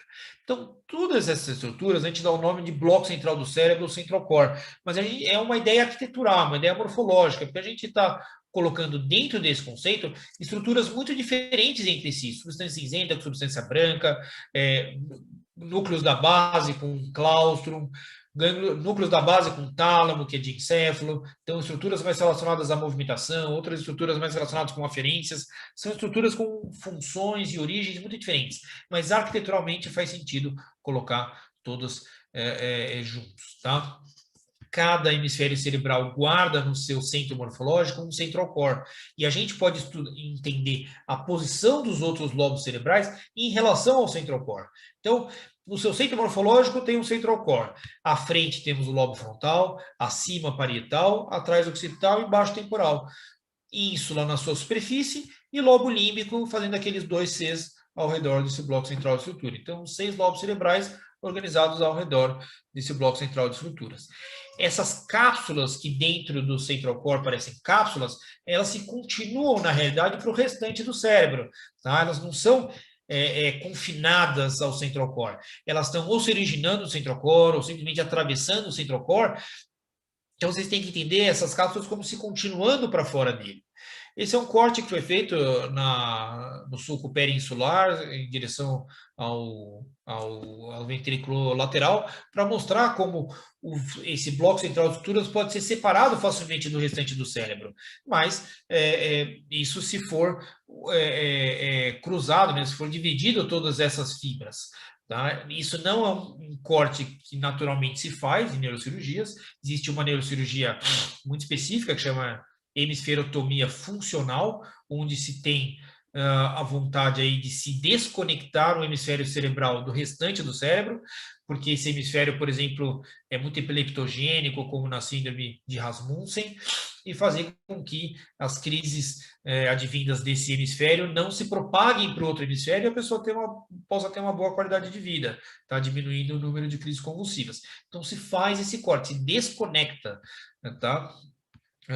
O hemisfério cerebral do restante do cérebro. Essa aqui é uma visão superior, a gente pode ver o central core aqui à direita, medialmente essa massa ovoide, que é o tálamo, tá? Faz parte do central core, e com as minhas espátulas eu estou aumentando um espaço natural que existe entre o tálamo e o fórnix. O fórnix aqui com as minhas espátulas. E a fissura mostrando como o seio interno do lobo límbico ele está simplesmente montado sobre o tálamo, mas ele não está anatomicamente conectado, ele só está montado sobre o tálamo. Então, por isso que ele é límbico, ele está ao redor do tálamo. Aqui eu estou abrindo a fissura coroideia na sua porção mais superior, que nem eu comentei, as minhas fotos elas foram feitas por mim mesmo, para eu estudar, então, e são acessos possíveis do neurocirurgião. Então, eu estou aumentando essa fissura, que chama fissura coroideia, fica entre o tálamo e o fônix, e entendendo os caminhos que o neurocirurgião pode usar para se chegar em regiões diferentes. Então, por exemplo, se eu entro no ventrículo lateral e abro a fissura coroideia na sua porção mais superior, eu vou chegar entre os dois tálamos, eu vou chegar no terceiro ventrículo. Se eu abro a fissura coroideia posteriormente, já no átrio ventricular, eu vou chegar na cisterna da pineal. É um dos caminhos possíveis para se chegar na pineal. E se eu abro mais inferiormente, eu vou chegar na cisterna ambis. Tá? Então, como todo sistema límbico pode ser separado aí do tálamo. Essa aqui é uma visão anterior, mostrando os dois central cores, seria como se fosse, costumo dizer, um dragão de duas cabeças, né? Existe o corpinho do dragão, que é o tronco cerebral, e depois uma cabeça para cada hemisfério cerebral, de forma que cada hemisfério tem no seu centro morfológico um central core e os outros lobos cerebrais organizados ao redor dele. Lobo frontal à frente, lobo parietal acima, temporal embaixo, occipital atrás, ínsula na sua superfície e límbico ao seu redor. Todo esse conhecimento da superfície do cérebro, dos espaços, do que está em volta do cérebro, é principalmente interessante para o neurocirurgião endereçar lesões extrínsecas. Muito da prática neurocirúrgica não é exatamente cirurgia cerebral propriamente dita, que a gente vai estar dentro do cérebro. A gente vai abrir espaços naturais do cérebro e se alcançar lesões que não estão exatamente dentro do cérebro, mas estão circundadas para o cérebro. E existem esses caminhos naturais que já foram descritos e muito pode se chegar sem ultrapassar exatamente o cérebro. Esse é dito uma anatomia guiada por uma cirurgia guiada por limites anatômicos. E quem está dentro desses espaços naturais são os vasos, tanto as veias quanto as artérias. Então, principalmente para cirurgias vasculares, na grande maioria delas, não se atravessa o cérebro propriamente dito, se abre os espaços naturais e se alcança todas essas artérias. Por exemplo, a bifurcação das principais artérias é o local de predileção aí dos aneurismas cerebrais. A gente tem basicamente dois sistemas vasculares, um sistema anterior e um sistema posterior, que se misturam por um polígono de Willis. O sistema anterior é dado pela carótida, o sistema posterior pela vertebral e a basilar. O sistema anterior vai dar origem a duas artérias cerebrais principais, anterior e média, e o sistema posterior, artéria cerebral posterior. De forma que cada hemisfério cerebral é nutrido por três principais artérias cerebrais.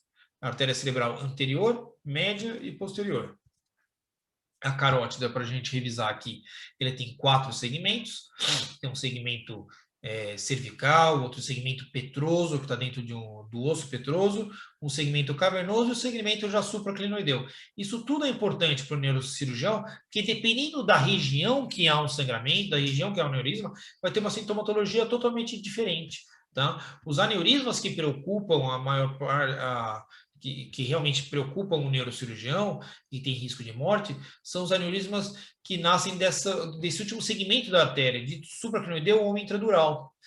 Esse último segmento ele pode ser dividido de acordo com a emergência dos seus 3 principais vasos, em 3 segmentos, né? Segmento oftálmico, segmento coroideu anterior, comunicante posterior e coroideu anterior. Esses 3 segmentos são locais de grande predileção dos aneurismas cerebrais.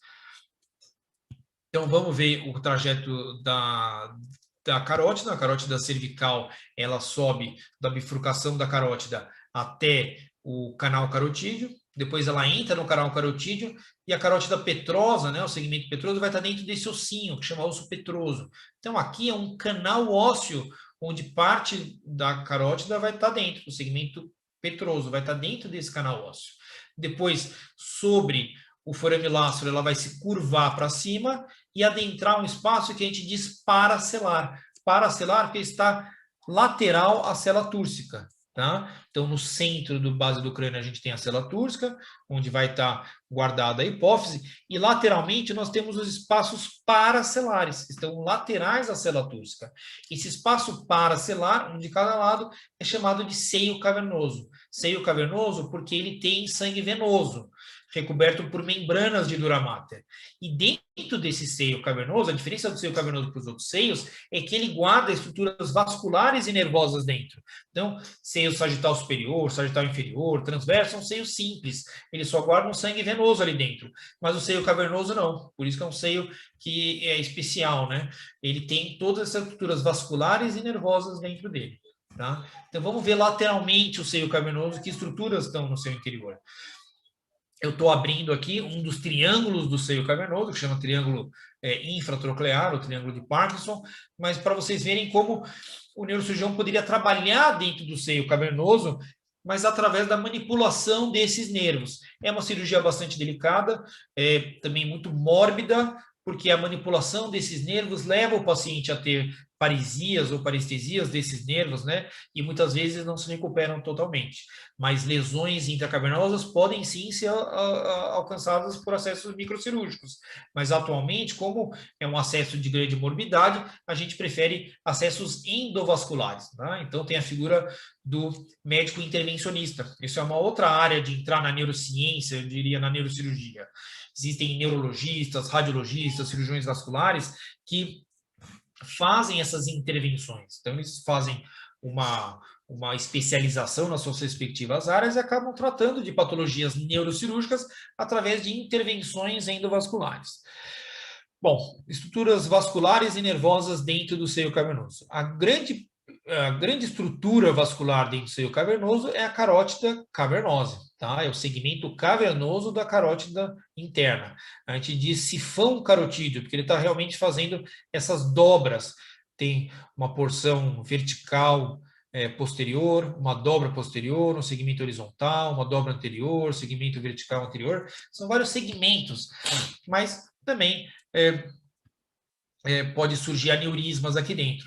Diferente daquele último segmento da artéria, que quando o sangue, quando o aneurisma sangra, leva o paciente a ter uma hemorragia subaracnoideia porque vai banhar o cérebro inteiro de sangue, o sangramento intracavernoso, ele não leva ao extravasamento de sangue para a superfície cerebral. O sangue acaba ficando contido dentro do seio cavernoso. Então, dificilmente o paciente vai morrer, vai vir a ter vasoespasmo, vai morrer por causa de um sangramento intracavernoso, porque o sangue vai ficar retido aqui.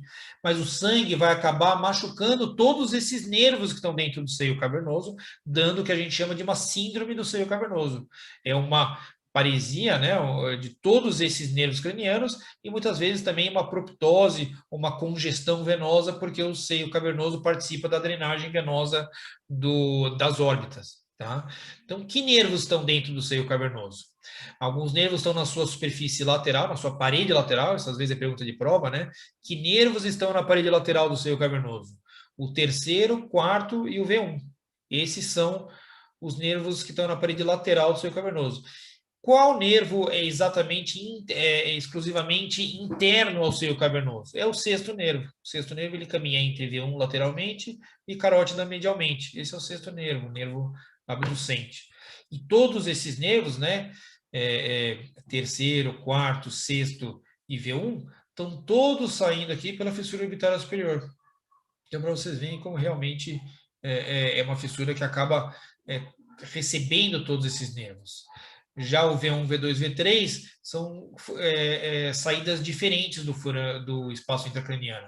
V1, fissura orbitária superior, V2 pelo forame redondo e V3 pelo forame oval. Então aqui vocês verem como o nervo trigêmeo realmente tem um destino diferente cada segmento seu. Supracrinoideu ou artéria intradural, já vai ter, que nem eu comentei, são 3 principais ramos que dão origem a 3 principais segmentos da artéria. E é na origem desses 3 principais ramos onde existe uma grande predileção na formação dos aneurismas cerebrais. Então, é importante o neurocirurgião saber exatamente onde nascem esses ramos, porque os aneurismas, embora eles possam nascer em qualquer lugar, eles têm uma predileção grande de nascer na emergência dessas artérias.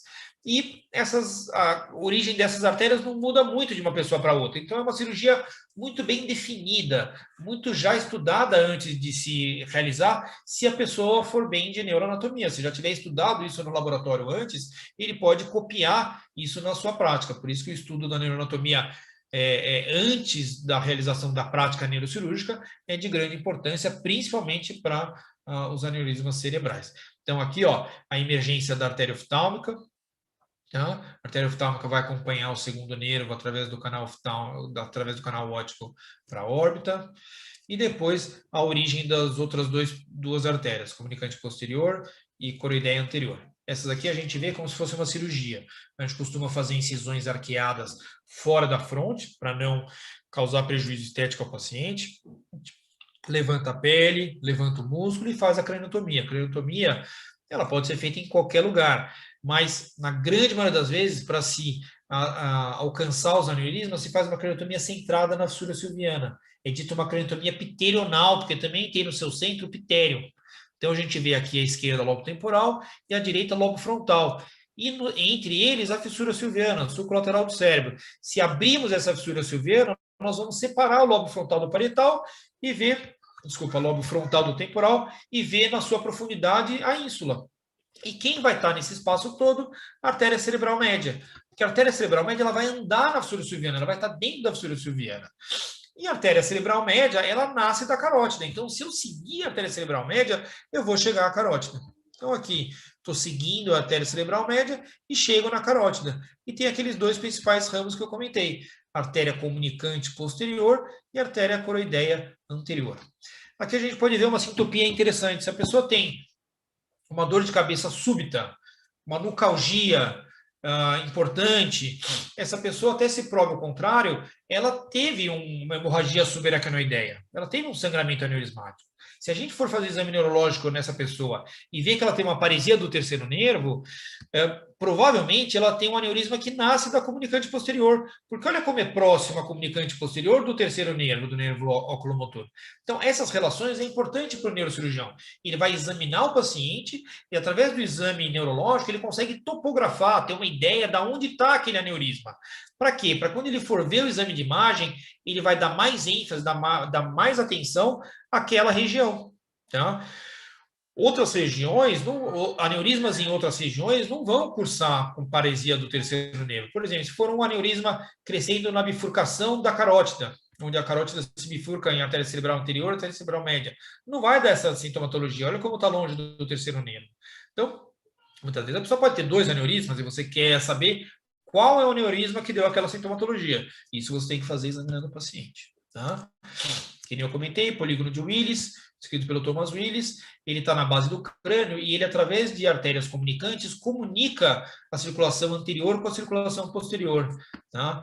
Isso é uma ideia interessante, porque o sangue que vem pela direita se comunica com o sangue que entra pela esquerda.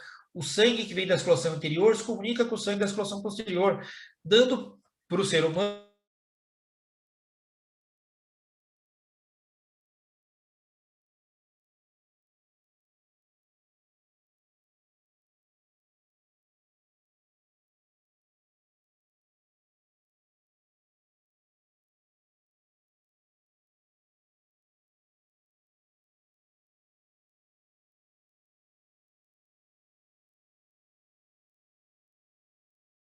dentro daquela carótida. Ela tem a carótida, mas a carótida não funciona. Isso é frequente, isso é comum. Tá? E o que faz com que aquela pessoa não tenha um AVC, não tenha uma isquemia cerebral, é a patência do polígono de Willis. Tá? Então, o polígono de Willis existe, o polígono de Willis é patente, o polígono de Willis ele serve para essas ocasiões. Outra coisa interessante é que na parte mais proximal do polígono de Willis tem todos esses pequenos vasos. São os vasos perfurantes que vão atravessar a substância perfurada anterior, uma de cada lado, e a substância perfurada posterior e nutrir o centrocor, nutrir essa região mais profunda do cérebro. Tá? Então, são ditos ramos lentículo-estriados, que vão nutrir o núcleo leitiforme, núcleo estriado e cápsula interna, e ramos tálamo perfurantes, que vão nutrir o tálamo. Tudo isso vai nutrir o centrocor. Tá? E os mais distais do polígono de Willis são as artérias cerebrais propriamente dita. A artéria cerebral média, que vai andar na fissura silviana e vascularizar a superfície supralateral do cérebro. A artéria cerebral anterior, que vai andar na fissura interhemisférica e vascularizar a superfície medial do cérebro. E a artéria cerebral posterior, que vai nascer da artéria basilar, né? A artéria basilar, ela nasce da comunhão das duas vertebrais, que dá a artéria basilar, e lá no seu topo nasce a artéria cerebral posterior. A artéria cerebral posterior vai entrar na fissura calcarina e suprir a fissura calcarina. Então, são 3 principais artérias que vão nutrir todo o cérebro. Isso é importante o neurocirurgião saber, sim. E para cirurgias dentro do cérebro? Até agora a gente falou tudo de cirurgias fora do cérebro, de toda a anatomia que está em volta do cérebro, mas e dentro do cérebro? Quando o neurocirurgião vai fazer uma neurocirurgia, entre aspas, de verdade, né, uma neurocirurgia que vai se adentrar ao cérebro, ele tem que entender do que o cérebro é feito, o que está dentro do cérebro. E muitas vezes a cirurgia não pode ser feita por parâmetros anatômicos, e sim por parâmetros funcionais, porque o cérebro funciona, né? O cérebro tem as suas funções cerebrais. Então a gente tem que entender para que serve cada regiãozinha para saber o que dá para ser retirado ou não. Esse conhecimento vem da anatomia, mas ele pode ser reconhecido durante a cirurgia através do emprego da tecnologia. Existem diversas técnicas da gente reconhecer a função de cada região do cérebro e de se localizar, mas ainda o padrão ouro é o mapeamento cerebral intraoperatório, onde o neurocirurgião faz estimulação elétrica direta tanto na superfície do cérebro quanto no espaço subcortical, e com isso consegue provocar uma perda de função transitória entre os dois contatos que ele está estimulando. Se aquela regiãozinha for funcionalmente essencial, o paciente vai desenvolver um déficit neurológico transitório, e aí aquela região tem que ser preservada, ela é dita funcionalmente essencial. Existem diversas tarefas intraoperatórias, a gente pode ter uma equipe formada com um neuropsicólogo, com um neurologista, um fonoterapeuta, alguém que vai examinar o paciente durante a cirurgia, enquanto o neurocirurgião vai estimulando aquelas regiões. Se é uma região que tem a ver com visão, o neuropsicólogo vai examinar o paciente através de testes visuais. Se é uma região que tem a ver com linguagem, ele vai empregar testes de linguagem. E assim a gente vai fazendo um mapeamento cerebral, vendo que regiões do cérebro são funcionalmente essenciais. Tá? A gente trabalhando dentro do cérebro, a gente tem que entender o que tem dentro do cérebro. Tá? Na sua superfície, a gente já comentou que é a substância cinzenta, e no seu interior vai ser a substância branca. A substância branca, embora ela pareça ser uma substância amorfa, sem uma individualização entre suas diferentes estruturas, quando o cérebro é estudado e principalmente congelado numa preparação especial, a gente consegue ver os principais feixes de fibras. A substância cinzenta ela é feita por fibras. Tá? Aqui os anatomistas antigos, mesmo antes de descobrir o formol, essa técnica de congelamento, eles já conseguiram descrever os principais feixes de fibras brancas. Mas o grande breakthrough, o grande avanço no conhecimento das fibras brancas veio com Joseph Klinger, que trabalhou entre as duas grandes guerras mundiais e desenvolveu uma preparação interessante, onde ele congela o cérebro e depois descongela o cérebro. O congelamento da água leva à expansão da água, né? Leva à formação de cristais de gelo que ocupam um volume maior do que água fluida. E esses cristais de gelo, então, com um volume maior, separam naturalmente as diferentes fibras entre si. E aí, posteriormente, com o cérebro descongelado, é mais fácil de se individualizar esses principais feixes de fibras. Então, aqui são fotos das dissecções do próprio Joseph Klinger mesmo, mostrando os principais feixes de fibras que formam o interior do cérebro. Nessa etapa da neuroanatomia, não se conhecia a função de cada fibra, mas agora se conheceu que existem aquelas fibras. E depois, posteriormente, operando pacientes acordados, estudando pacientes pela radiologia, estudando pacientes pós-mortem, se pôde aí fazer um mapa do que serve cada fibra cerebral. Tá? Mas, atualmente, essas fibras também podem ser estudadas com a pessoa viva, e uma técnica interessante da ressonância magnética.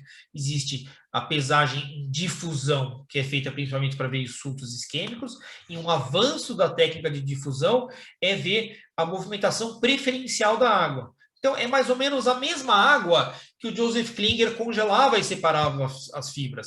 Mas aqui na radiologia é a mesma água que entremeia as fibras, mas que pode ser vista pela ressonância ou sua movimentação preferencial. Sua movimentação preferencial, ela é paralela às fibras brancas, porque as fibras acabam restringindo a movimentação perpendicular às fibras e facilitando a movimentação paralela às fibras. Então, o traçado da água que entremeia as fibras acaba levando ao traçado das próprias fibras, fazendo um desenho que se chama tratografia, a grafia desses tratos, tá? O desenho desses tratos. Então, em um indivíduo vivo, se pode entender a posição dessas fibras e onde elas estão. O que são essas fibras? A resposta nasceu com Santiago Ramón y Cajal, que descreveu o neurônio, elemento morfofuncional do cérebro. Para que serve o cérebro e como ele funciona. Tá? Ele descreveu o neurônio. O neurônio basicamente tem um corpo celular, né, que fica na substância cinzenta, com seus prolongamentos curtos, que são os dendritos, e um prolongamento longo que entra na substância branca e se dirige a outro neurônio em outra substância cinzenta. A substância branca, ela é branca porque esses axônios eles são revestidos por mielina, que é um tecido adiposo, que ele confere a substância branca. Tá? Um neurônio se dirige a outro, eles não se encostam entre si, existe um espaço entre esses, chama sinapse, onde dá a exocitose de neurotransmissores. Isso se faz uma rede bastante avantajada, porque são neurônios se conectando quase que, eu não diria infinitamente, mas bilhões de vezes, né? Isso fazendo uma rede bastante avantajada dessas comunicações. São diversas fibras. A gente acaba nomeando os principais feixes de fibras. Tá? Eles conseguem ser identificados e estudados. Mesmo os anatomistas antigos já conseguiram ver que existia esses principais feixes de fibras e conseguiram categorizar ele em 3 principais categorias.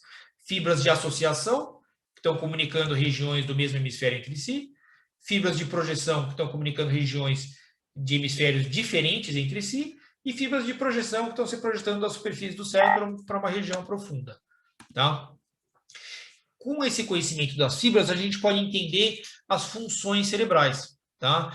Então, vou falar brevemente sobre as funções cerebrais, já que é uma aula mais de uma correlação anatomoclínica.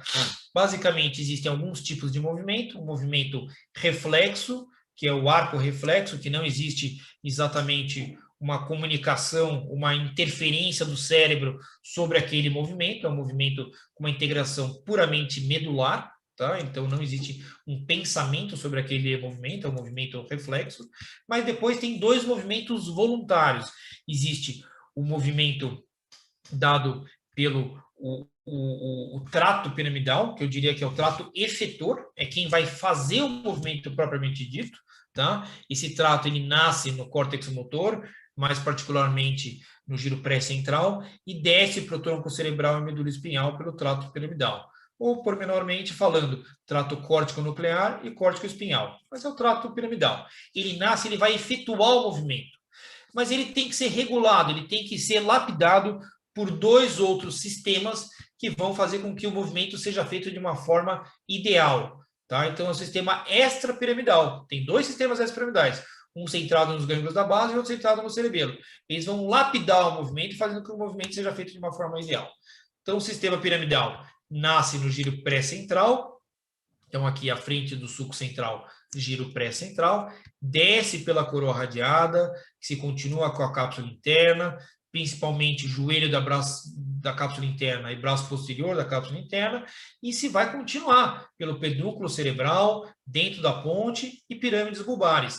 Ele se chama trato piramidal porque ele está dentro das pirâmides bulbares. E entre as 2 pirâmides bulbares existe um sulco longitudinal mediano. Esse sulco, mais inferiormente, ele se apaga. E se apaga por quê? Porque existe uma decussação das fibras piramidais. Então, as fibras de uma pirâmide decussam em direção ao outro lado, fazendo com que se apague esse sulco longitudinal mediano. Tá? Esse aqui é um corte axial do mesencéfalo, mostrando aqui o pedúnculo cerebral. Todas as fibras de projeção ficam dentro do pedúnculo cerebral, sendo o trato piramidal no seu terço médio.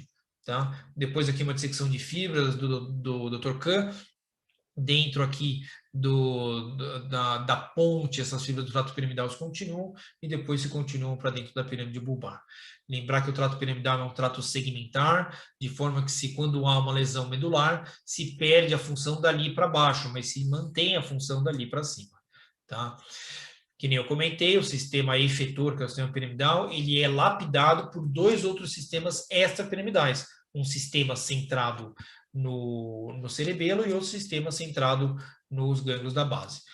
Todo o córtex, basicamente, se projeta para o cerebelo, por fibras córtico-pontocerebelares, e depois do cerebelo, ele também vai receber informações dos membros, por fibras espinocerebelares. Então, ele vai receber informação do córtex e informação dos membros. Ele vai trabalhar essa informação e devolver essa informação, principalmente para o lobo frontal, através de fibras dentato-rubro-tálamo-corticais. Tá? Então, ele vai receber as informações pelos pedúnculos cerebelares médio e inferior e devolver essa informação pelo pedúnculo cerebelar superior, através das fibras dentato-rubro-tálamo-corticais. Então, ele vai lapidar o movimento, ele vai fazer esse loop, ele vai receber a informação, trabalhar essa informação e devolver, para que o movimento seja feito de uma forma ideal.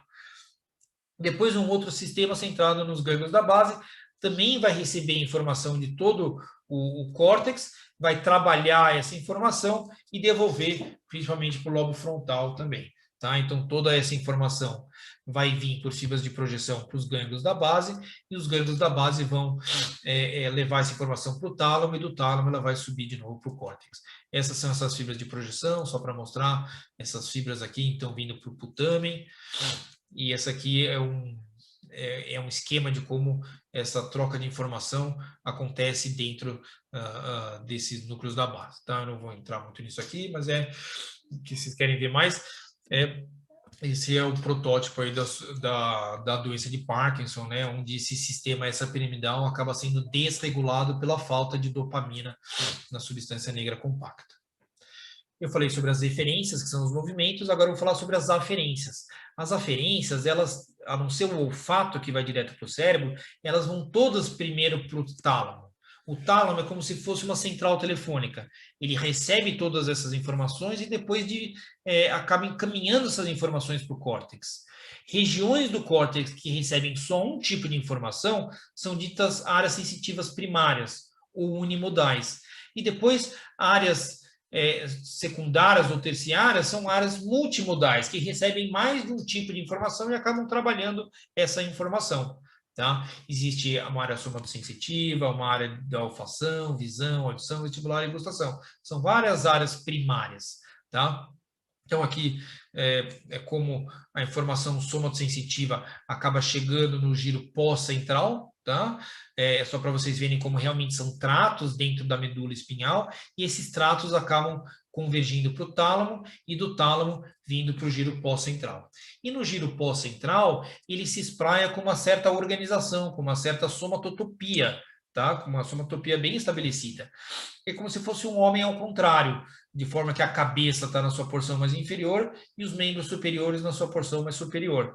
Tá? E o homúnculo de Penfield, que foi desenhado pelo Dr. Penfield, vocês já sabem disso, isso é porque o tamanho da representação cortical não segue exatamente o tamanho daquela região propriamente dita, de forma que regiões que têm mais terminações nervosas têm uma representação cortical maior do que áreas que têm menos terminações nervosas.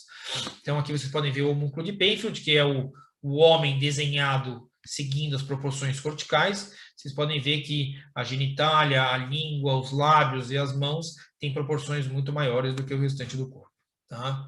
Nervos cranianos eu já comentei um pouquinho, são 12 nervos cranianos, mas o que vocês têm que estudar são que eles são vistos como complexos. Isso faz muito sentido para o neurocirurgião.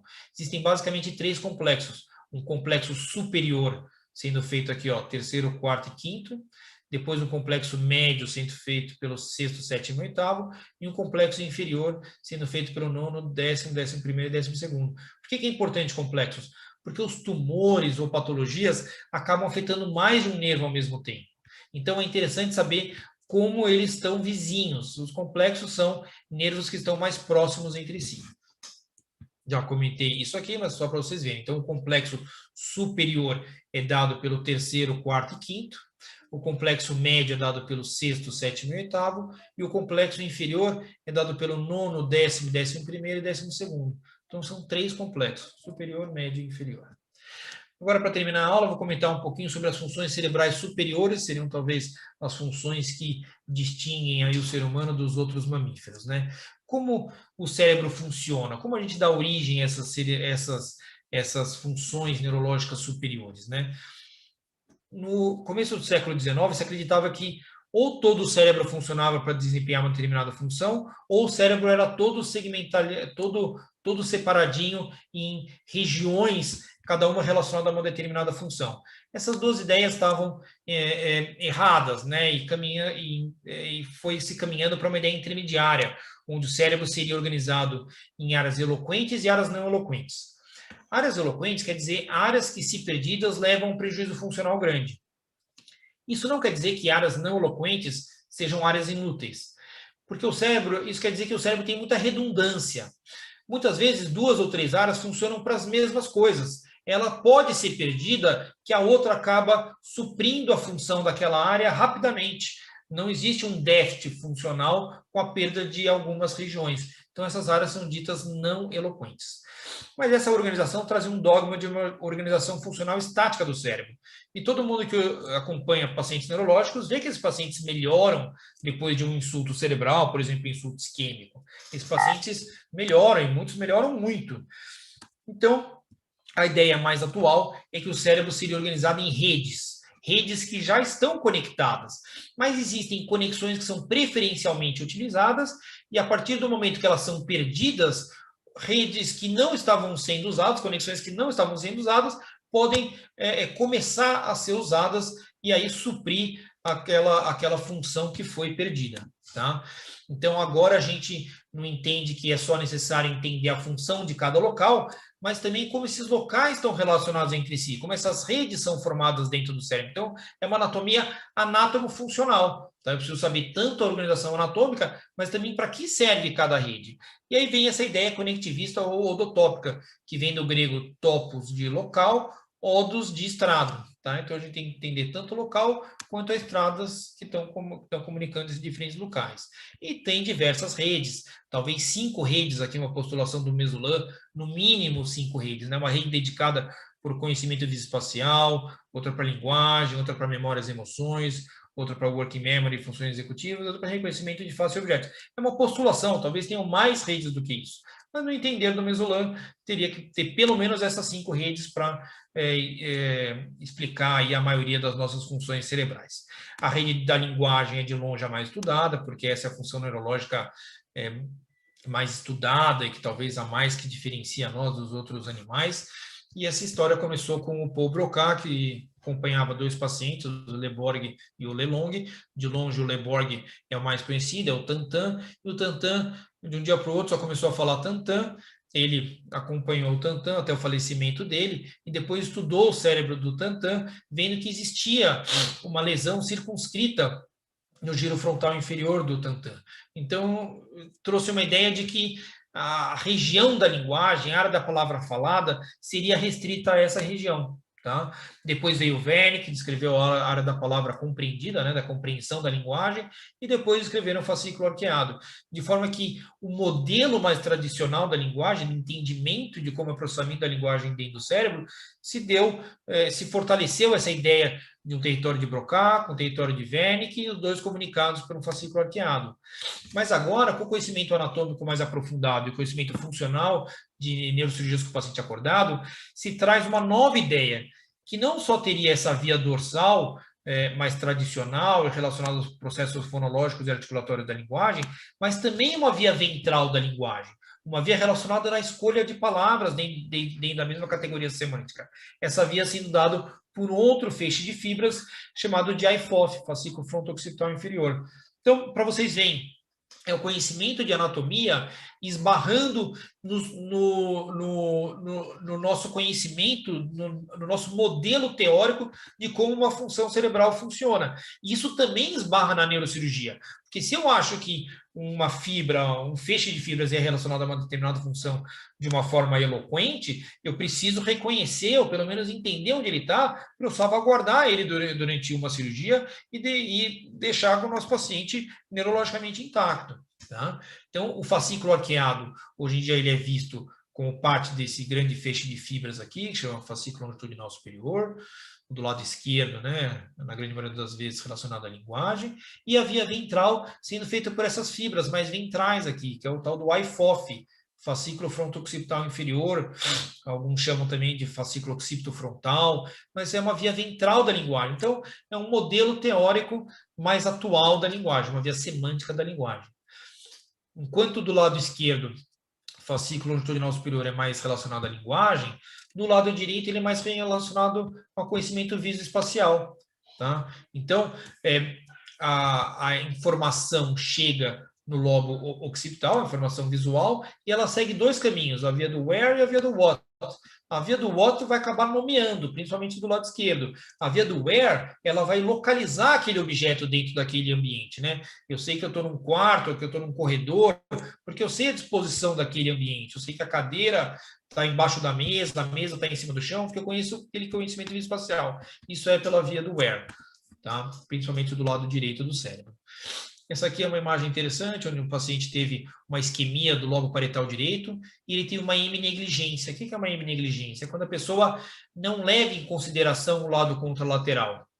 Então, aqui, esse artista, ele acabava não levando em consideração a tela do lado contralateral ao AVC dele, fazendo com que ele só pintasse do lado direito daquela tela.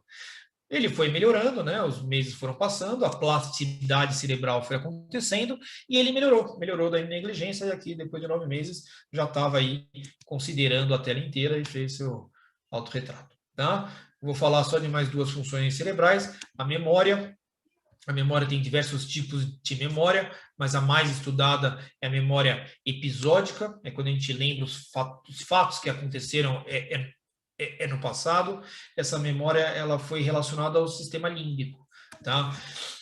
O sistema límbico ele tem uma circuitaria no seu interior que é chamado circuito de Papez, tá? Então aqui a gente vê área septal, giro do cíngulo, istmo do giro do cíngulo, giro parahipocampal. Dentro do giro do cíngulo, a gente vai ter um contingente de fibras que chama cingulum. E dentro do giro parahipocampal, o cingulum se continua até o uncus, tá? Então nessa dissecção aqui a gente vê o cingulum acabando no giro parahipocampal. Dentro do giro parahipocampal vai ter o hipocampo, as fibras do hipocampo se continuam com o fórnix acaba no corpo mamilar. Do corpo mamilar nascem fibras que são ditas fibras de Wick-Dazyr, ou trato mamilotalâmico, porque vem do corpo mamilar até o tálamo, núcleo anterior do tálamo, e no núcleo do tálamo, a radiação talâmica anterior leva essas fibras para o giro do cíngulo. Essa informação do giro do cíngulo, completando o circuito. Então, o giro do cíngulo, então dentro tem o cingulum, leva essa informação para o uncus, dentro do uncus tem o hipocampo, do hipocampo as fibras convergem e formam o fórnix acaba no corpo mamilar, do corpo mamilar trato mamilotalâmico, núcleo talâmico anterior, radiação talâmica até o giro do cíngulo. Então, fechando esse circuito de Papez. Tá? Antigamente se acreditava que era mais relacionado às emoções, hoje em dia já se sabe que é mais relacionado à memória de curto prazo. Essa ideia teve em grande parte a sua descoberta com o indivíduo HM, que foi um indivíduo que tinha muitas crises epiléticas, e na Grã-Bretanha operaram os 2 lobos límbicos dele, ressecaram os 2 hipocampos dele, e ele perdeu a capacidade de reter fatos recentes. Tá? Isso se deu porque se retirou os 2 lobos límbicos. Então, aquela ideia, o lobo límbico ele é eloquente? Ele é, os 2. Um deles pode ser perdido sem causar um prejuízo de grande relevância, mas os 2 não. Se tira os 2 hipocampos, a pessoa tem esse déficit de memória. O julgamento, a capacidade de julgar as pessoas, de saber o que é certo e o que é errado, veio também com essa história que é um pouco romanceada do Phineas Gage, que era um construtor de uma ferrovia e estava socando pólvora com o bastão, a pólvora explodiu e o bastão entrou na sua maxila e destruiu o lobo frontal. Assim, o Phineas Gage, que era uma pessoa dócil e amigável, deixou de ser o Phineas Gage, começou a ser um beberrão, um chato e tudo mais. Então, ele perdeu a personalidade. Então, a personalidade não era só no sentido de ser da personalidade da pessoa, mas do julgamento do que é correto, do que é errado, dele conseguir inibir vontades, né, que deveriam ser inibidas no trato social com as outras pessoas. Tá? Então, isso foi relacionado ao lobo frontal. E fechar a aula falando um pouquinho das fibras comissurais. Os principais feixes de fibras comissurais é o feixe do corpo caloso, tá? O principal feixe de fibras comissurais dos mamíferos. Ele é subdividido em um rostro, um joelho, um tronco e um esplênio. São nomes antigos e que já estão na literatura e vão ficar. Mas, basicamente, é o principal feixe de fibras, está comunicando os dois hemisférios entre si. Depois tem a comissura anterior, que comunica principalmente os dois lobos temporais entre si, mas os dois córtex olfatórios entre si também. Comissura posterior, que é um nome da literatura, mas que hoje em dia é até um pouco controverso, porque não se tem certeza se carrega fibras comissurais aqui dentro ou não, mas é um nome consagrado, comissura posterior. Depois, comissura das abênulas, são uma conexão límbica, né, entre as duas abênulas, comunicando as duas abênulas.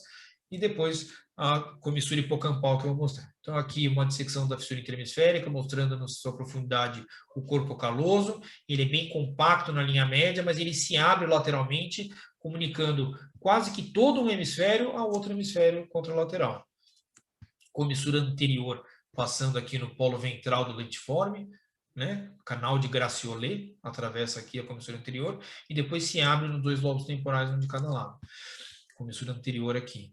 Comissura posterior, que é aquela controvérsia, comissura das abênulas aqui, e o fórnix em cima. Vendo superiormente, os dois fórnix eles se aproximam, fazendo uma comissura entre os dois, chamada de comissura forniceal, ou comissura hipocampal, ou comissura límbica mesmo. Ele está comunicando os dois lobos límbicos entre si. Bom, é isso aí, gente. Eu sei que é uma aula extensa, mas a ideia era passar anatomia e correlacionar ela com diversas funções cerebrais para que vocês consigam aplicar aí no dia a dia de vocês. Mais uma vez, obrigado pelo convite, professor Eberval e Dr. Nicolas, por organizar isso e por me convidar. Obrigado, Nicolas. Eduardo, muito obrigado pela excelente apresentação. Eu sempre falo que no início, né, a gente estava comentando que você estava com dificuldade, gripado, ali com um chazinho do lado, mas bastou o primeiro slide para você dar um show e aquela gripe, aquela dificuldade ficou para trás. Então, mais uma vez, parabéns aí pela excelente explicação e a profundidade dos conteúdos. Acredito que os alunos puderam ter um pouco do dia a dia do que a gente faz um dia antes da cirurgia, vamos dizer assim, né? A gente tem todo o background aí do estudo, do laboratório, da troca de ideia entre colegas e depois a correlação clínica. Vou começar com algumas perguntas e tem um certo delay aqui do chat do YouTube e um aluno que está no segundo ano. Ele fez uma pergunta interessante aqui, Eduardo, ele chama Luiz Henrique Costa. Ele fala o seguinte: professor, você teria alguma dica sobre como localizar os núcleos da base em córtex axiais de ressonância magnética e de tomografia? Porque, segundo ele, tem um trabalho para fazer e está com certa dificuldade da faculdade. Bom, não sei se eu tenho uma ressonância aqui para a gente abrir, deixa eu ver se eu tenho. E assim, Eduardo, aqui os elogios no chat estão sendo múltiplos, sabe? Foi muito bom mesmo a aula. Se consigo mostrar para ele aqui, ó.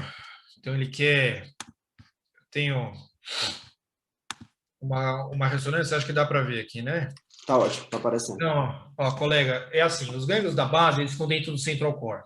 E basicamente o central core, ele está lateral ao terceiro ventrículo. Então, assim, muito do que a gente reconhece são os espaços. E depois, entendendo os espaços, a gente depois vai para o cérebro. Os radiologistas fazem isso mesmo, eles começam de fora para dentro. Tá? Então, onde é o terceiro ventrículo? O terceiro ventrículo é uma cavidade mediana entre os dois tálamos. Então, se você vê uma preguinha aqui no meio, um espaço bem no meio do cérebro, é o terceiro ventrículo. Lateral ao terceiro ventrículo é o tálamo.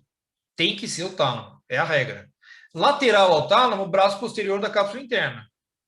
E lateral ao braço posterior da cápsula interna é o putamen. Essa sequência é assim, tá? Anterior ao tálamo, joelho. Anterior ao joelho, cabeça do núcleo caudado. Só nisso a gente já destrinchou metade deles. E o claustro não dá para ver. Tem que ter muita boa vontade. Talvez pegar um corte, alguém que tenha um... Deixa eu ver aqui nesse outro aqui, ó. Esse aqui já está invertido, né? Mas... Isso aqui. Aqui consegue ver, né, Nicolas? Acho que consegue ver. É basicamente procurar o terceiro ventrículo, lateralmente ao terceiro ventrículo ao tálamo, e aí começa do meio para fora. Você pode começar da superfície da ínsula, mas às vezes vocês têm uma certa dificuldade para achar a ínsula, porque às vezes é uma pessoa jovem, tem bastante opérculo, a fissura silviana não é tão aberta, principalmente em tomografias, às vezes não é tão fácil, mas o terceiro ventrículo é a dica.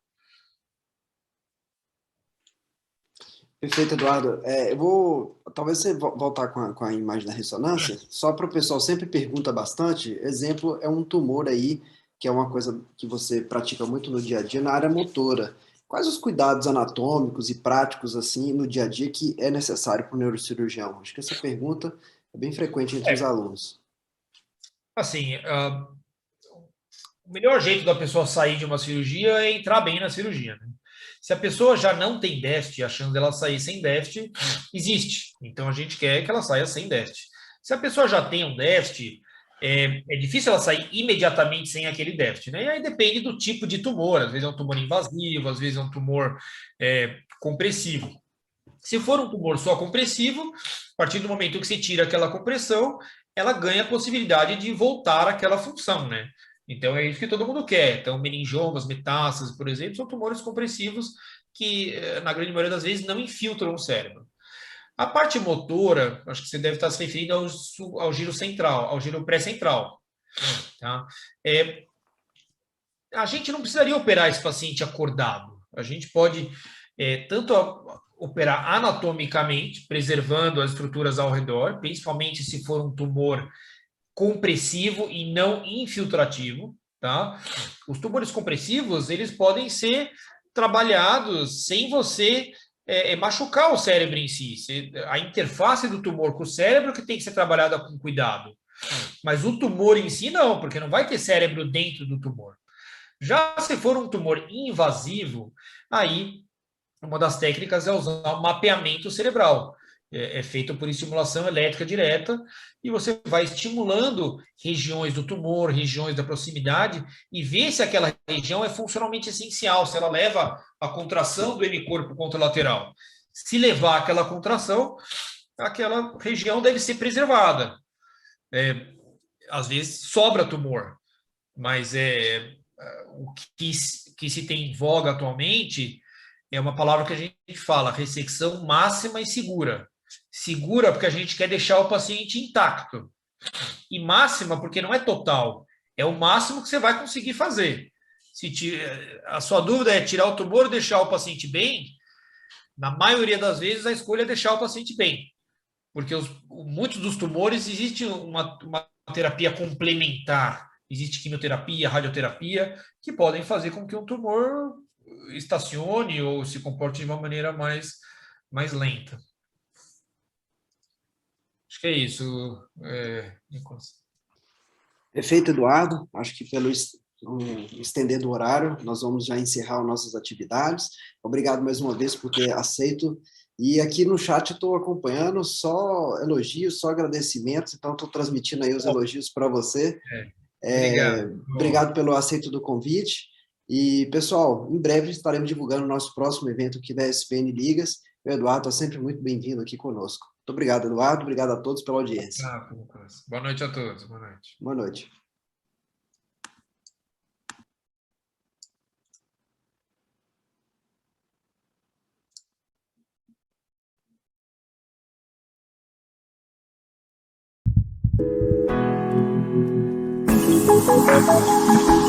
Thank you.